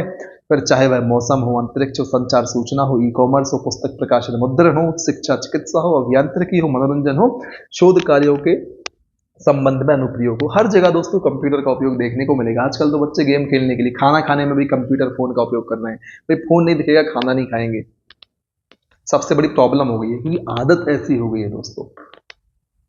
आपको शायद पता नहीं होगा, हर एक बच्चों की जो स्क्रीन लिमिट है वो फिक्स होती है साइंटिफिकली। यदि उससे ज़्यादा आप स्क्रीन दिखाते हैं तो उनकी हेल्थ के ऊपर नकारात्मक प्रभाव पड़ता है। वैसे बिल्कुल भी नहीं दिखाना चाहिए। बहुत छोटे जो बच्चे होते हैं तो स्क्रीन टाइम बहुत लेस होना चाहिए।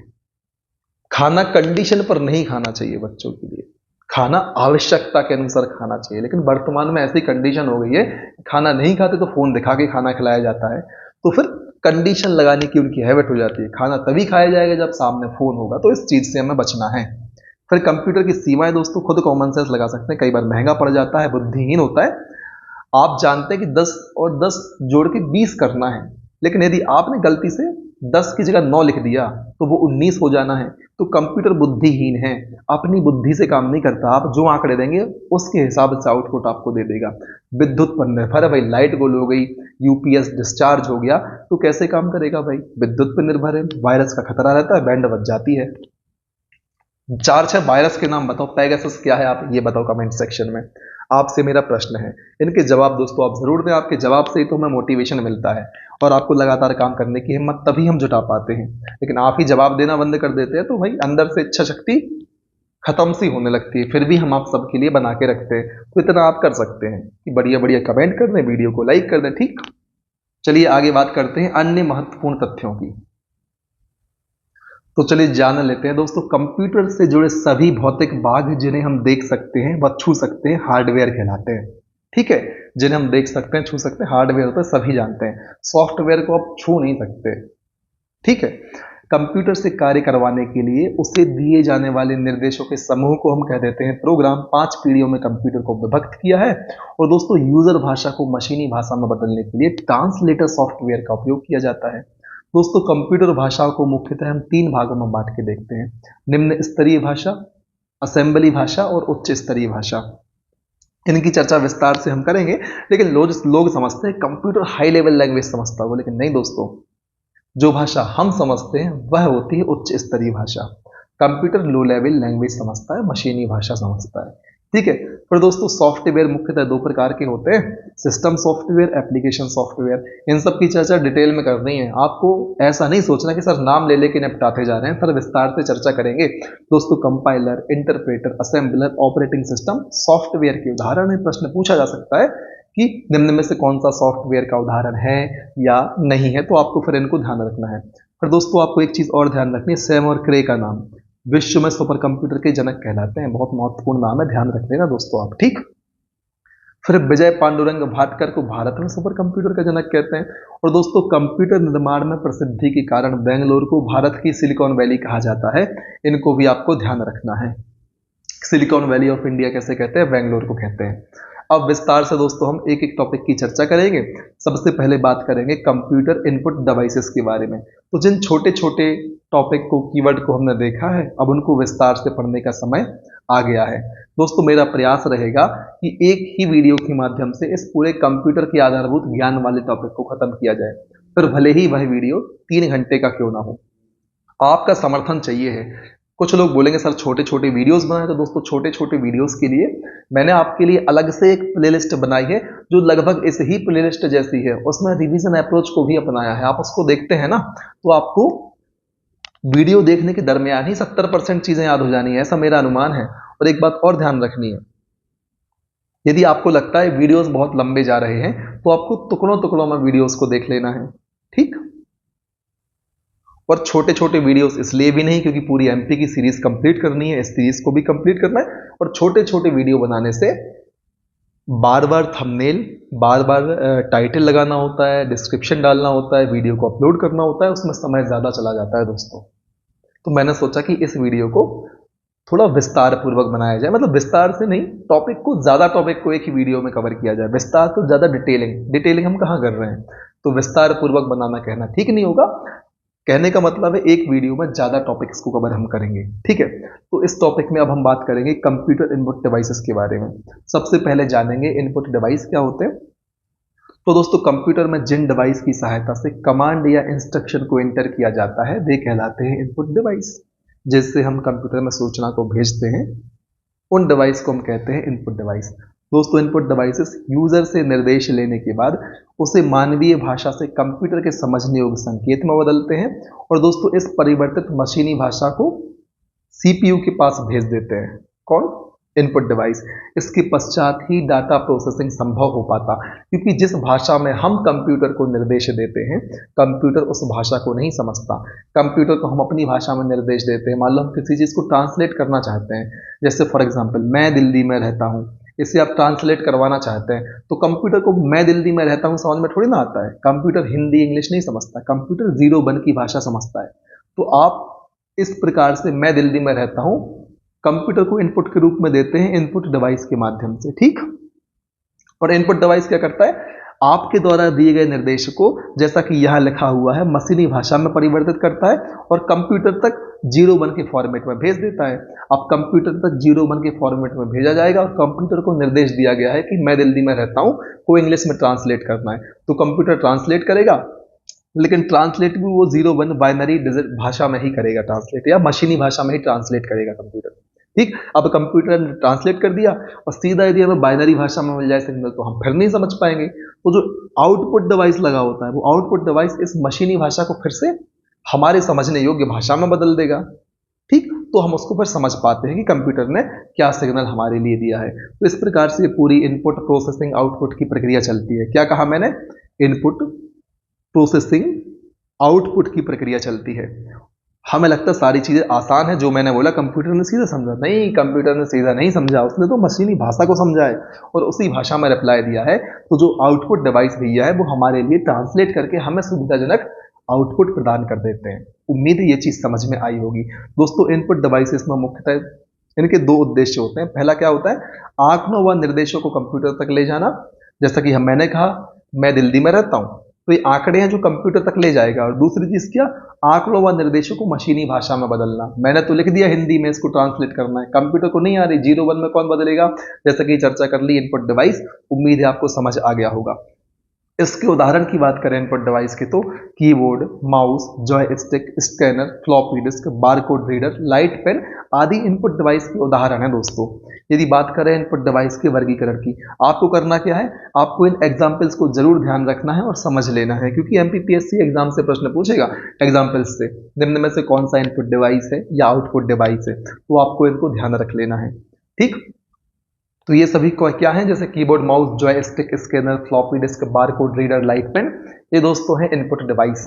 अब बात करते हैं इनपुट डिवाइस के वर्गीकरण की। तो 2 प्रकार से हम इनके वर्गीकरण को समझ सकते हैं, जैसे मैनुअल डाटा एंट्री डिवाइस और डायरेक्ट डाटा एंट्री डिवाइस, दो प्रकार के इनपुट डिवाइस हैं। अब मैनुअल डाटा एंट्री का मतलब क्या होता है, सबसे पहले हम इसको समझ लेते हैं। सबसे पहले जानते हैं कि डिवाइस कौन कौन से आते हैं। मैनुअल डाटा एंट्री डिवाइस में आता है keyboard, mouse, joystick, light pen, trackball, touch screen. अब इन डिवाइसेस के नाम आपको ध्यान रखने हैं, कौन से मैनुअल डिवाइस है और कौन से डायरेक्ट डाटा एंट्री डिवाइस है। डायरेक्ट में कौन आते हैं, scanner, barcode reader, OCR seat, OMR sheet, biometric और माइक्रोफोन। दोस्तों ओसीआर और ओएमआर का फुल फॉर्म कमेंट सेक्शन में बताएं। अब आपको एक चीज सोचनी है, हमने बात करी मैनुअल डाटा एंट्री डिवाइस की और डायरेक्ट डाटा एंट्री डिवाइस की। आपको मैनुअल वाले जितने एंट्री डिवाइस आपके सामने दर्शाए गए हैं और डायरेक्ट डाटा एंट्री वाले जितने डिवाइस आपके सामने दर्शाए गए हैं, आपको उनमें एक कॉमन चीज नजर आ रही होगी। जो मैनुअल डाटा एंट्री डिवाइस है उसमें आप एक चीज समझ पा रहे होंगे कि जब भी हम कीबोर्ड के माध्यम से डाटा एंटर करते हैं तो आपको मान लो किसी पेज पर लिखना है और आपको जितना भी डाटा लिखना है पूरा आप कीबोर्ड के माध्यम से एक एक करके मैनुअली टाइप करते हैं।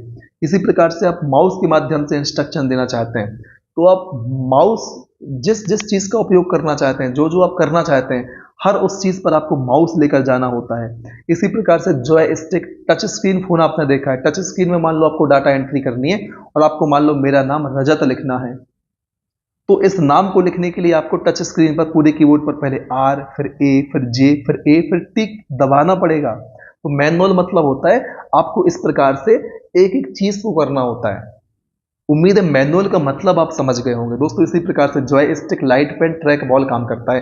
ट्रैक बॉल में आपको ट्रैक करते हुए उस कर्सर को हर एक प्लेस पर जहां आप काम करना चाहते हैं वहां लेकर जाना होता है। लेकिन डायरेक्ट में क्या होता है, आपको मैनुअली काम नहीं करना पड़ता, डायरेक्ट आपका काम हो जाता है। फॉर एग्जाम्पल आपको रजत नाम मेरा है, मैं एग्जाम्पल एक ही ले रहा हूं तो आपको समझ में आ जाए। अब रजत को आपको मान लीजिए डायरेक्ट डाटा एंट्री डिवाइस से कंप्यूटर को भेजना है तो स्कैनर की सहायता से सीधा रजत आप स्कैन कर देंगे पूरा।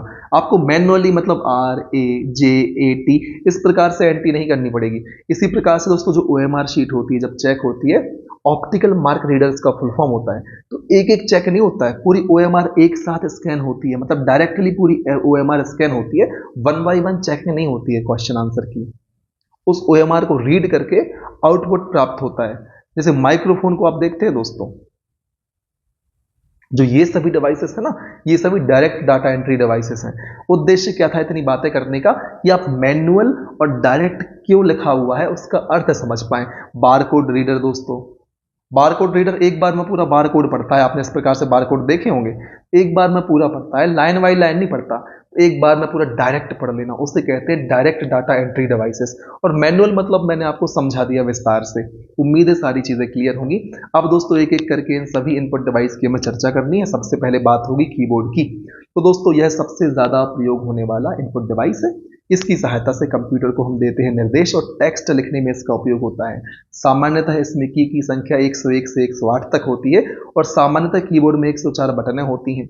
ठीक, मल्टीमीडिया कीबोर्ड में 108 बटनें होती हैं। और दोस्तों कीबोर्ड का आविष्कार किसने किया था, क्रिस्टोफर लैथम शोलेज ने किया था। इनका नाम जरूर ध्यान रखना है, क्रिस्टोफर लैथम शोलेज। अभी तक के जो कीबोर्ड के फैक्ट है उसमें सबसे ज्यादा महत्वपूर्ण फैक्ट है क्रिस्टोफर लैथम शोलेज।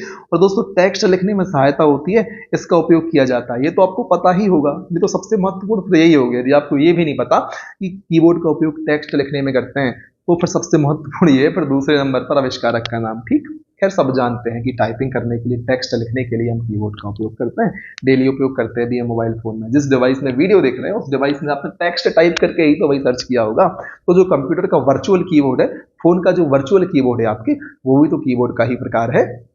उसका उपयोग आप क्या करते हो, डिजाइन बनाने में थोड़ी ना करते हो, टेक्स्ट टाइप करने में करते हो, सीधी सी बात है। तो कीबोर्ड का उपयोग निर्देश के रूप में, निर्देशों को टेक्स्ट फॉर्मेट में भेजने के लिए करते हैं, इनपुट डिवाइस के जैसा। ठीक, इनपुट डिवाइस के रूप में जैसा नहीं, इनपुट डिवाइस ही है दोस्तों। कीबोर्ड के प्रकार की बात करें तो on screen keyboard, virtual keyboard, wireless keyboard. जो दोस्तों फोन में हम देखते हैं स्क्रीन के ऊपर कीबोर्ड, वह है on screen keyboard. Virtual keyboard आपने देखा होगा, लाइटिंग टाइप का रहता है, आपके सामने प्रकट होता है, आप उस पर काम करते हैं। वायरलेस कीबोर्ड दोस्तों ऐसा कीबोर्ड होता है जो ब्लूटूथ कीबोर्ड जिसे हम कह देते हैं, बिना वायर की सहायता से कंप्यूटर में अटैच होता है। तो दोस्तों बिना वायर की सहायता से कीबोर्ड के साथ में एक इस प्रकार से यूएसबी पोर्ट में लगाने के लिए एक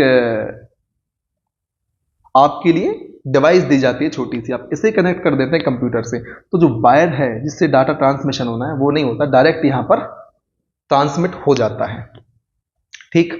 फिर यदि कीबोर्ड की कीज की बात करें तो इनके बारे में भी आपको जान लेना बेहद जरूरी है। दोस्तों मैंने आपसे मोबाइल के कीबोर्ड को वर्चुअल कीबोर्ड कह दिया था, आप उसको ऑन स्क्रीन कीबोर्ड समझें, ठीक, क्योंकि स्क्रीन पे कीबोर्ड दिखता है हमारे फोन में, वर्चुअल कीबोर्ड उसको नहीं कहेंगे, ठीक है। फिर कीबोर्ड की प्रमुख कीज की हम बात करें तो दोस्तों अल्फाबेट की, सबसे पहले दोस्तों कंप्यूटर के कीबोर्ड में अंग्रेजी वर्णमाला के सभी 26 अक्षरों के लिए अलग अलग की होती है, उन्हें कहते हैं अल्फाबेट की। अब न्यूमेरिक की मतलब नंबर वाली कुंजियां, ये कुंजियां कीबोर्ड के ऊपरी भाग और दाहिने तरफ 0 से 9 तक होती हैं, हमने सभी देखा है, हम सभी जानते हैं मतलब, ठीक है। फिर दोस्तों फंक्शन की बात करें तो दोस्तों ये कुंजियां कीबोर्ड के सबसे ऊपरी भाग में F1 से लेकर F12 तक कुल 12 होती हैं और विशेष कार्यों को करती हैं, इनको हम कहते हैं फंक्शन की। फिर मॉडिफायर की दोस्तों, अल्टर मतलब अल्ट होता है दोस्तों, कंट्रोल और शिफ्ट, इनको हम कहते हैं मॉडिफायर की, ध्यान रखना है, अल्ट, कंट्रोल और शिफ्ट, इनको कहा जाता है मॉडिफायर की। क्यों?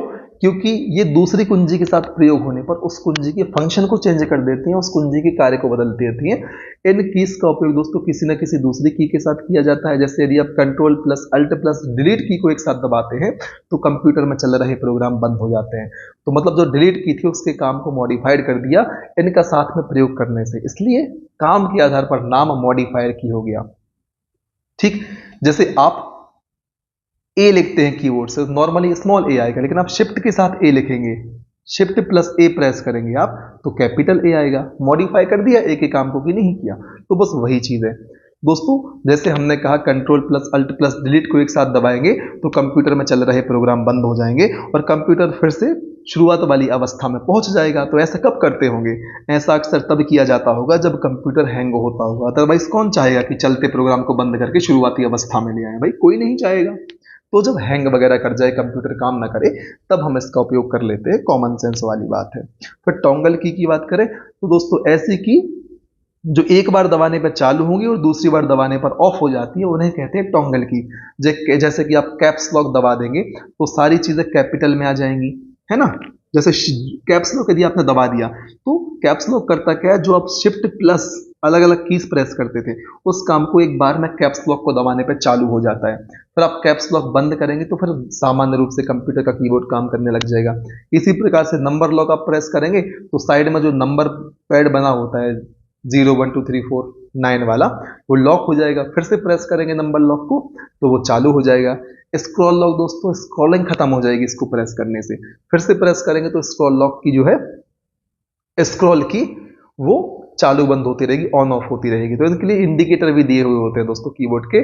जब दाहिनी ओर आप देखेंगे तो 3 लाइट टाइप की रहती है, जिसको आप प्रेस करते हैं तो उसके हिसाब से लाइट चालू हो जाती है और बंद हो जाती है। तो टॉन्गल की में आपको एक चीज याद रखनी है, ये किस प्रकार से काम करती है। एक बार प्रेस करोगे तो संबंधित की ऑन हो जाएगी, दूसरी बार प्रेस करने में ऑफ हो जाएगी, फिर से प्रेस करोगे तो फिर ऑन, फिर से प्रेस करोगे तो फिर ऑफ। इस प्रकार से टॉन्गल की काम करती है। अब बात करते हैं माउस की दोस्तों। माउस क्या है? Graphical user interface pointing input device है। इसमें हम कर्सर के माध्यम से पॉइंट से इधर उधर लेकर जाते हैं और ग्राफिकल यूजर इंटरफेस, जो चीज हमें दिख रही होती है उसे हम कहते हैं GUI, ग्राफिकल यूजर इंटरफेस, मतलब यूजर को दिखाई देने वाला इंटरफेस जिसका प्रतिरूप ग्राफिकल है, उसे हम कहते हैं GUI। तो दोस्तों ग्राफिकल यूजर इंटरफेस में हम करते हैं माउस का उपयोग। माउस के माध्यम से हम चीजों को परफॉर्म करते हैं, कंप्यूटर को इंस्ट्रक्शन देते हैं। इसका उपयोग कंप्यूटर में पॉइंटर की मदद से बड़ी आसानी से इनपुट देने में किया जाता है। इसकी बात तो हमने पहले ही कर ली। फिर जो प्रश्न मैंने आपसे पूछा था, माउस के आविष्कारक कौन है? डगलस सी इंजेलबर्ट हैं माउस के आविष्कारक। ध्यान रखना है, माउस के आविष्कारक कौन है? डगलस सी इंजेलबर्ट हैं। और दोस्तों माउस का फुल फॉर्म भी आपको ध्यान रखना है, manually operated utility for selecting equipment. क्या है? Manually operated utility for selecting equipment होता है माउस का फुल फॉर्म। फिर बारी आती है ट्रैक बॉल की। तो दोस्तों यह भी एक प्रकार की पॉइंटिंग डिवाइस है जिसे माउस की तरह उपयोग किया जाता है। और दोस्तों ट्रैक बॉल का उपयोग कर्सर के मूवमेंट को कंट्रोल करने के लिए किया जाता है। और दोस्तों जनरली ट्रैक बॉल का प्रयोग कैड कैम, जिनके फुल फॉर्म आप कमेंट सेक्शन में बताएंगे, कंप्यूटरीकृत वर्क स्टेशनों जैसे air traffic control room, radar controls में और सोनार सिस्टम में किया जाता है। तो आपको ध्यान रख लेना है कैड कैम का नाम air traffic control room, radar control और सोनार सिस्टम का। फिर बात आती है जॉय स्टिक की। दोस्तों यह एक प्रकार की पॉइंटिंग डिवाइस होती है जो सभी दिशाओं में मूव करती है और कर्सर के मूवमेंट को कंट्रोल करती है। इस प्रकार से गियर टाइप का लगा होता है, उसको हम मूव करते हैं, वो हर दिशा में मूव होता है और उससे कर्सर भी उसके अनुरूप मूव होता रहता है। और दोस्तों जॉय स्टिक का उपयोग computer gaming, CAD CAM system आदि में किया जाता है। फिर नंबर आता है दोस्तों लाइट पेन का। दोस्तों यह एक हाथ से चलने वाले इलेक्ट्रो ऑप्टिकल पॉइंटिंग डिवाइस है। प्रश्न आएगा इलेक्ट्रो ऑप्टिकल पॉइंटिंग डिवाइस कौन सी है? दोस्तों नाम से समझ में आ रहा है लाइट पेन। इसका उपयोग ड्राइंग, फोटो एडिटिंग, ग्राफिक्स और मेनू को सिलेक्ट करने के लिए किया जाता है। फिर बारी आती है टच स्क्रीन की। दोस्तों यह एक प्रकार की इनपुट डिवाइस है जो यूजर से तब इनपुट लेती है जब यूजर अपनी फिंगर को कंप्यूटर स्क्रीन पर रखता है। दोस्तों टच स्क्रीन का उपयोग सामान्यतः ATM, airline reservation, bank, supermarket, mobile आदि में किया जाता है। इसकी तो हम सभी जानकारी रखते ही है। पर स्कैनर की बात करें दोस्तों तो दोस्तों यह direct data entry input device है। स्कैनर चर्चा हमने कर ली कि डायरेक्ट क्या है, मैनुअल क्या है, ठीक है। इसका उपयोग टेक्स्ट, तस्वीर और रेखा चित्र को डिजिटल चित्र में बदलकर मेमोरी में सुरक्षित रखा जाता है। दोस्तों फ्लैट बेड, ड्रम स्कैनर और handheld scanner, sheet fed scanner आदि इसके प्रकार हैं। कौन कौन से? Flatbed, drum scanner, handheld scanner, sheet fed scanner आदि क्या है? स्कैनर के प्रकार हैं। फिर बारी आती है डिजिटल कैमरे की। तो दोस्तों यह इमेज या वीडियो को डिजिटल फॉर्मेट में कैप्चर करता है और इन्हें अपनी मेमोरी में स्टोर कर लेता है। ध्यान रखना है, जो कैमरा होता है, डिजिटल कैमरा होता है, वो करता क्या है? इमेज या वीडियो को डिजिटल फॉर्मेट में कैप्चर करके अपनी मेमोरी में स्टोर रख लेता है, स्टोर कर लेता है और बाद में हमें स्टोर इमेज, वीडियो को कंप्यूटर में ट्रांसफर कर सकते हैं। हम सभी जानते हैं कैमरे में हम क्लिक करते हैं और कंप्यूटर में हम ट्रांसफर कर लेते हैं, कोई नई बात नहीं है। फिर बारी आती है वेब कैमरा की। दोस्तों यह एक सामान्य डिजिटल कैमरे की तरह होता है जिसे कंप्यूटर से जोड़कर इनपुट डिवाइस की तरह उपयोग करते हैं। सामान्य डिजिटल कैमरे की तरह होता है वेब कैमरा और कंप्यूटर से जोड़कर हम इनपुट डिवाइस की तरह उपयोग करते हैं। और दोस्तों इसमें होता है उपस्थित क्या? Photo diode. और फोटो डायोड प्रकाशीय सूचना को विद्युत तरंगों में बदलकर कंप्यूटर को देता है। इस चीज को याद कर लेना है वेब कैमरा के संबंध में कि इसमें फोटो डायोड उपस्थित होता है जो प्रकाशीय सूचना को विद्युत तरंगों में बदलकर कंप्यूटर तक प्रेषित करता है।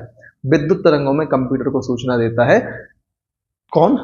Web camera. इसमें होता है फोटो डायोड। इतनी चीजें याद कर लेनी है दोस्तों। वेब कैमरे का उपयोग video conferencing, video chatting, web broadcast आदि में किया जाता है। फिर नंबर आता है माइक्रोफोन या माइक का। दोस्तों यह एक ऑडियो इनपुट डिवाइस है।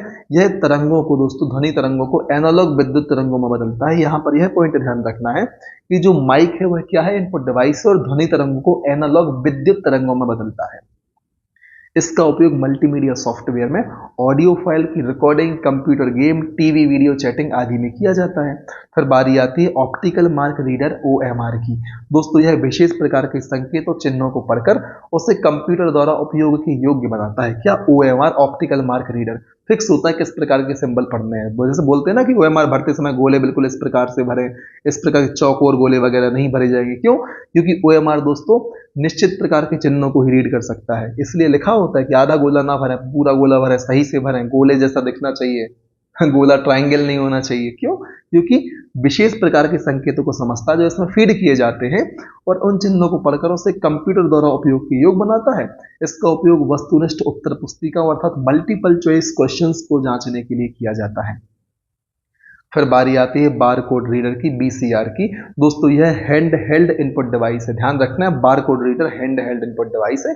यह बार कोड को स्कैन करके उससे प्राप्त डेटा का इनपुट आपके कंप्यूटर में सीधे ले जाता है। बार कोड रीडर करता क्या? इस प्रकार से बार कोड को स्कैन करता है और जो उससे डेटा प्राप्त होता है उसको सीधे कंप्यूटर तक भेज देता है।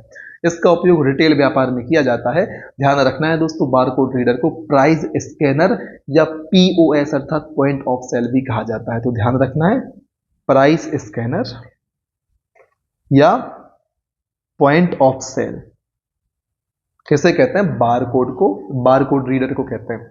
तो उम्मीद है इतनी चीजें क्लियर होंगी। फिर अब बारी आती है MICR की अर्थात मैग्नेटिक इंक कैरेक्टर रिकॉग्निशन की। दोस्तों इसका उपयोग विशेष चुंबकीय स्याही जैसे आयरन ऑक्साइड से विशेष तरीके से लिखे अक्षरों को कंप्यूटर के जरिए पढ़ने के लिए किया जाता है। तो MICR अर्थात मैग्नेटिक इंक कैरेक्टर रिकॉग्निशन, याद रखना है फुल फॉर्म क्या है? Magnetic ink character recognition. इसका उपयोग कब करते हैं? विशेष चुंबकीय स्याही से विशेष तरीके से लिखे गए अक्षरों को पढ़ते समय। इस स्याही से जब अक्षर लिखे गए होंगे जो बनती है आयरन ऑक्साइड की, उसको पढ़ने के लिए, उन अक्षरों को पढ़ने के लिए उपयोग होता है MICR का।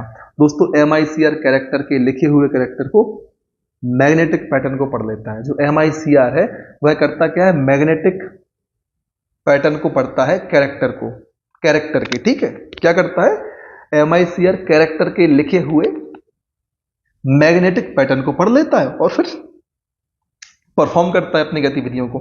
इसका उपयोग बैंकों द्वारा चेक ड्राफ्ट में किया जाता है और MICR कोड दोस्तों 9 अंकों का होता है, इसको भी आपको ध्यान रखना है।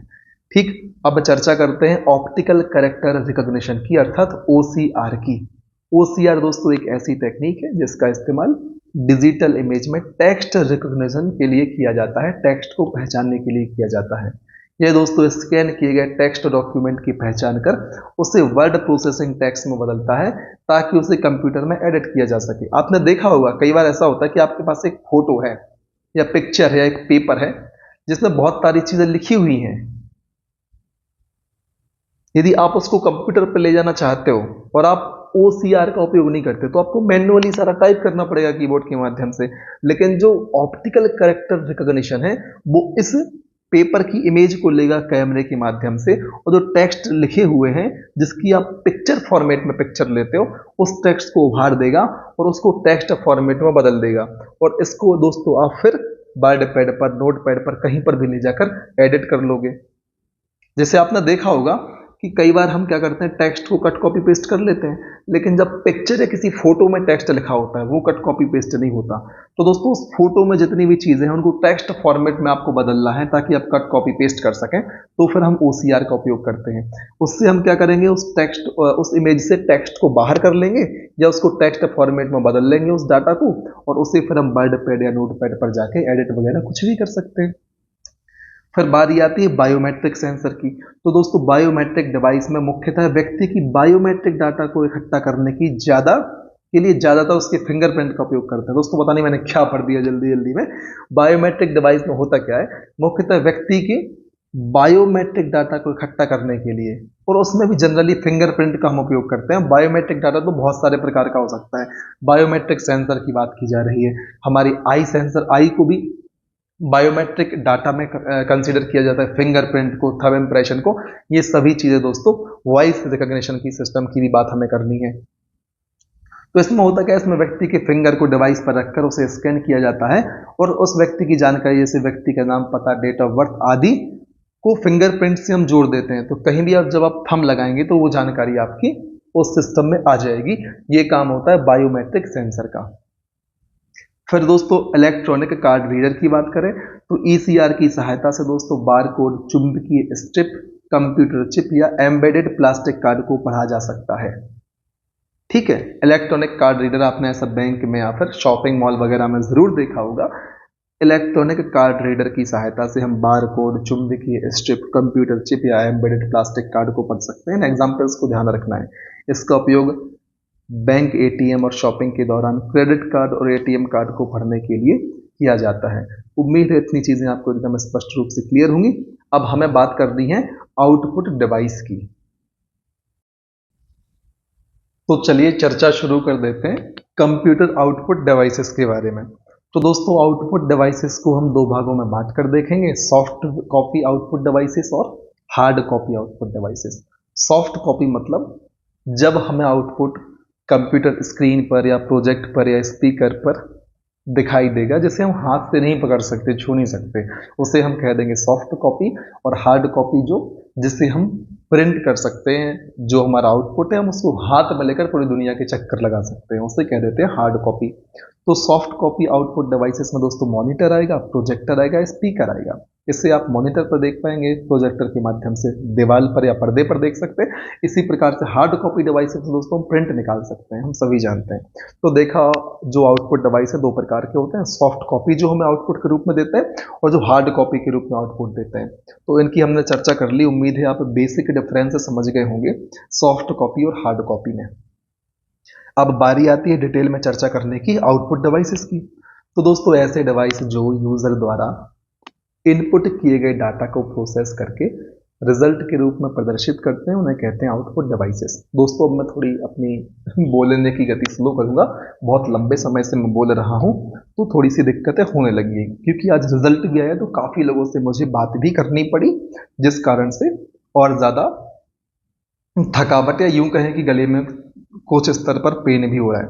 ठीक है, तो अपनी चर्चा को अब थोड़ी आराम से स्लो गति से कवर करते हैं, उतनी एनर्जी के साथ चर्चा नहीं करेंगे, बात वही रखी जाएगी, बस थोड़ी सी जो तेज गति से मैं बोल रहा था उसको स्लो कर लेंगे, क्योंकि इस दोस्तों वीडियो को कंप्लीट करना है और उसको कंप्लीट करने में मुझे लगता है कम से कम 2.5 घंटे के आसपास या ज़्यादा भी समय हो सकता है इस पूरे वीडियो को कवर करने में। ठीक है, तो दोस्तों ध्यान रखना है, आउटपुट डिवाइस ऐसे डिवाइस हैं जो यूज़र द्वारा इनपुट किए गए डाटा को प्रोसेस करके रिजल्ट के रूप में प्रदर्शित करते हैं, उन्हें कहते हैं आउटपुट डिवाइस। और दोस्तों आउटपुट के रूप में प्राप्त सूचनाएं या तो हम स्क्रीन पर देख पाते हैं, या प्रिंटर से पेज पर प्रिंट कर सकते हैं, या संगीत सुनने के लिए आउटपुट डिवाइस के रूप में स्पीकर का उपयोग कर सकते हैं। इसके उदाहरण हम सभी जानते हैं, monitor, printer, plotter, speaker, projector, headphone आदि।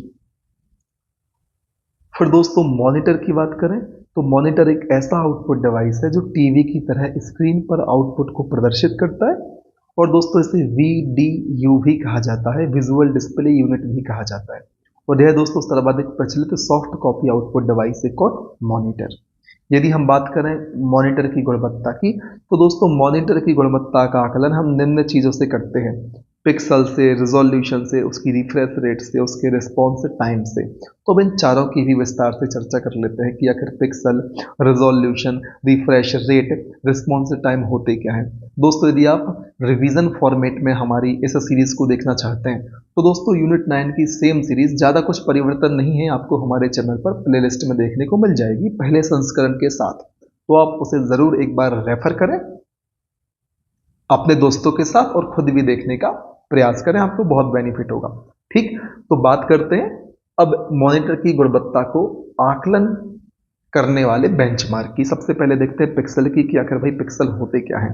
दोस्तों मॉनिटर पर दिखाई जाने वाली प्रत्येक सूचना या ग्राफ छोटे छोटे चमकीले बिंदुओं से मिलकर बनी होती है, जिसे डॉट या पिक्सल कहते हैं। और दोस्तों यह इमेज की सबसे छोटी यूनिट होती है, जितनी ज़्यादा पिक्सल्स की संख्या होगी उतनी बढ़िया क्वालिटी हो जाती है ना। छोटे छोटे चमकीले बिंदुओं से मिलकर बनी होती है। अब जैसे मैं यहाँ पर आर को लिखना चाहूँ तो इनको अब पिक्सल मान लें, जो डॉट बना रहा हूँ यहाँ पर ये पिक्सल, देखें मैंने आर लिखा, और इस प्रकार से मैं यदि आर लिख दूँ तो अब आप मुझे बताइए किस में आपको ज़्यादा समझ में आया। मैं 3 आर यहाँ पर बना रहा हूँ, किस में आपको ज़्यादा स्पष्ट रूप से आर समझ में आ रहा है। तो दोस्तों पिक्सल होते क्या हैं, छोटे छोटे चमकीले बिंदु होते हैं। प्रत्येक सूचना या ग्राफ किससे बना होता है, छोटे छोटे चमकीले बिंदुओं से बना होता है, जिसे डॉट या पिक्सल कहते हैं। अब जितने ज़्यादा पिक्सल होंगे उतनी बढ़िया क्वालिटी होगी। यहाँ सबसे ज़्यादा पिक्सल है, यहाँ सबसे कम है, और यहाँ बीच में है, तो आप देख सकते हैं। और दोस्तों जो पिक्सल है इमेज की सबसे छोटी यूनिट होती है। बात करते हैं रिजोल्यूशन की। दोस्तों पिक्सल की वह संख्या जिसे डिस्प्ले स्क्रीन समायोजित कर सकती है उसे रिजोल्यूशन कहते हैं, कि एक डिस्प्ले स्क्रीन अधिकतम कितने पिक्सलों को समायोजित कर सकती है, इसे कहते हैं रिजोल्यूशन। जो स्क्रीन या डिस्प्ले ज़्यादा पिक्सल को समायोजित कर लेगी उसे हम कहते हैं बहुत बढ़िया क्वालिटी की डिस्प्ले है यार, आपके फ़ोन की, आपके कंप्यूटर की। बस वही चीज़ यहाँ पर आपके समक्ष दर्शाई जा रही है।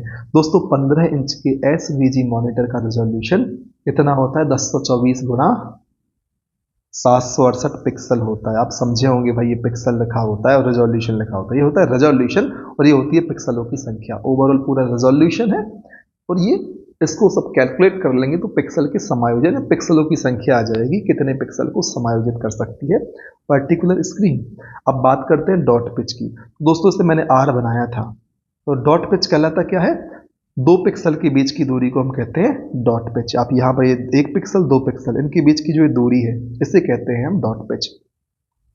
अब डॉट पिच जितनी कम होगी पिक्चर क्वालिटी उतनी ही अच्छी होगी।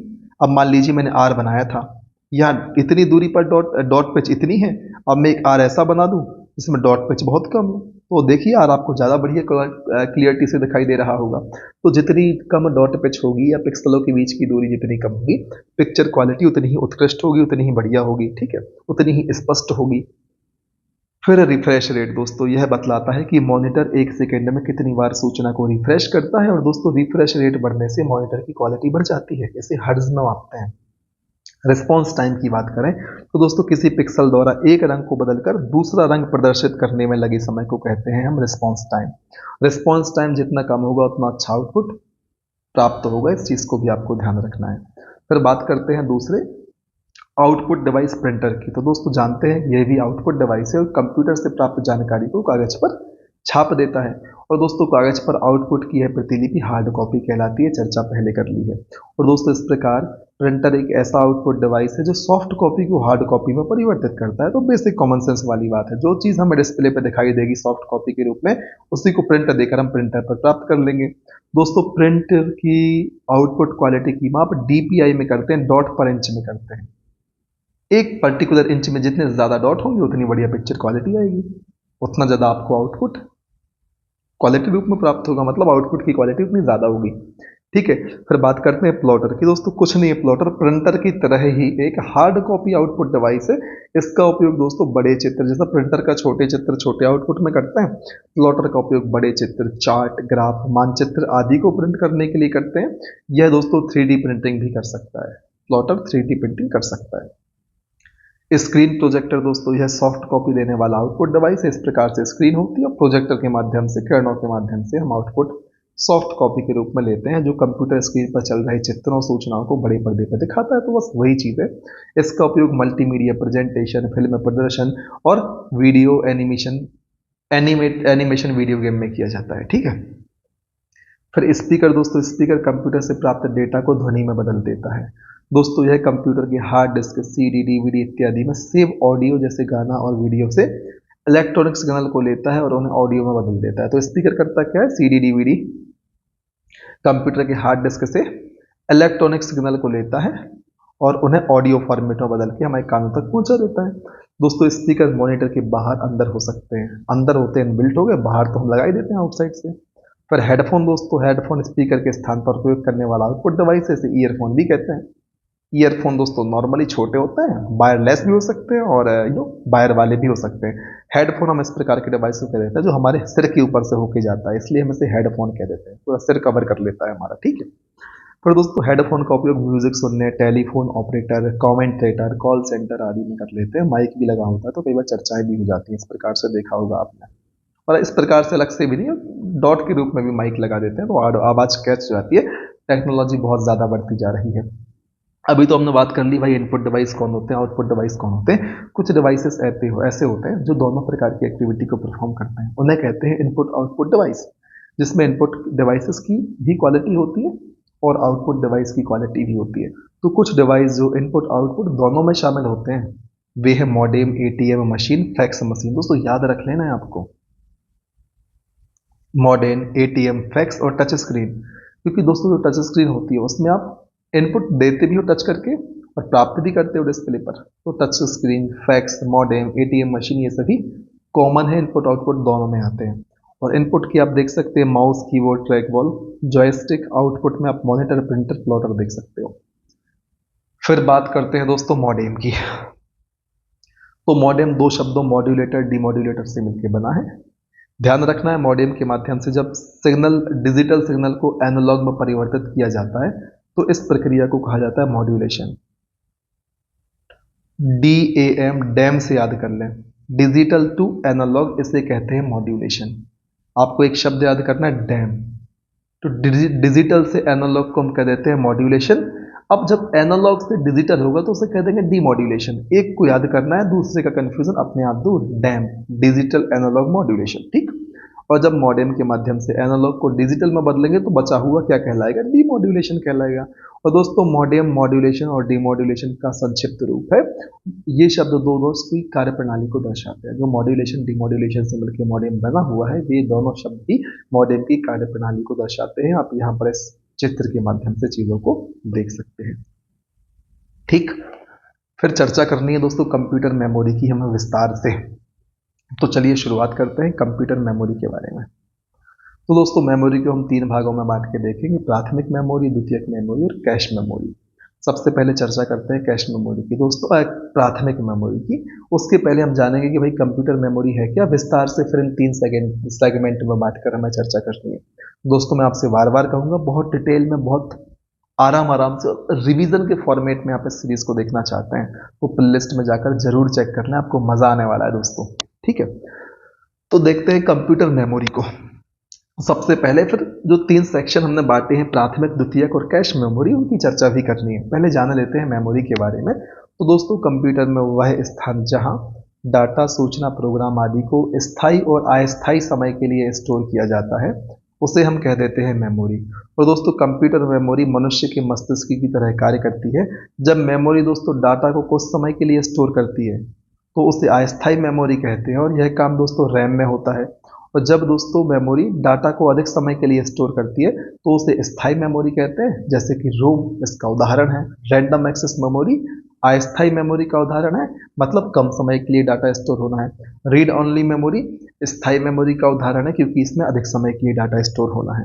अब दोस्तों जो 3 भागों में हमने बांटा है मेमोरी को, उनकी चर्चा करनी है, प्राथमिक, द्वितीयक और तृतीयक। तो दोस्तों ध्यान रखना है, प्राथमिक मेमोरी को हम आंतरिक मेमोरी या अर्धचालक मेमोरी या मुख्य मेन मेमोरी भी कहते हैं। तो प्राथमिक मेमोरी के 3 नाम, पहला आंतरिक, दूसरा अर्धचालक और तीसरा मुख्य या मेन मेमोरी, आपको ध्यान रख लेने हैं। फिर दोस्तों द्वितीयक को हम कहते हैं बाह्य या सहायक मेमोरी, एक्सटर्नल या ऑक्सिलरी मेमोरी। और दोस्तों जो कैश मेमोरी है उसे प्राथमिक, द्वितीयक दोनों में रखा जाता है। तो इतना तो आपको समझ लेना है। अब विस्तार से हम इन तीनों मेमोरियों की चर्चा कर लेते हैं। सबसे पहले बात करेंगे प्राथमिक मेमोरी की।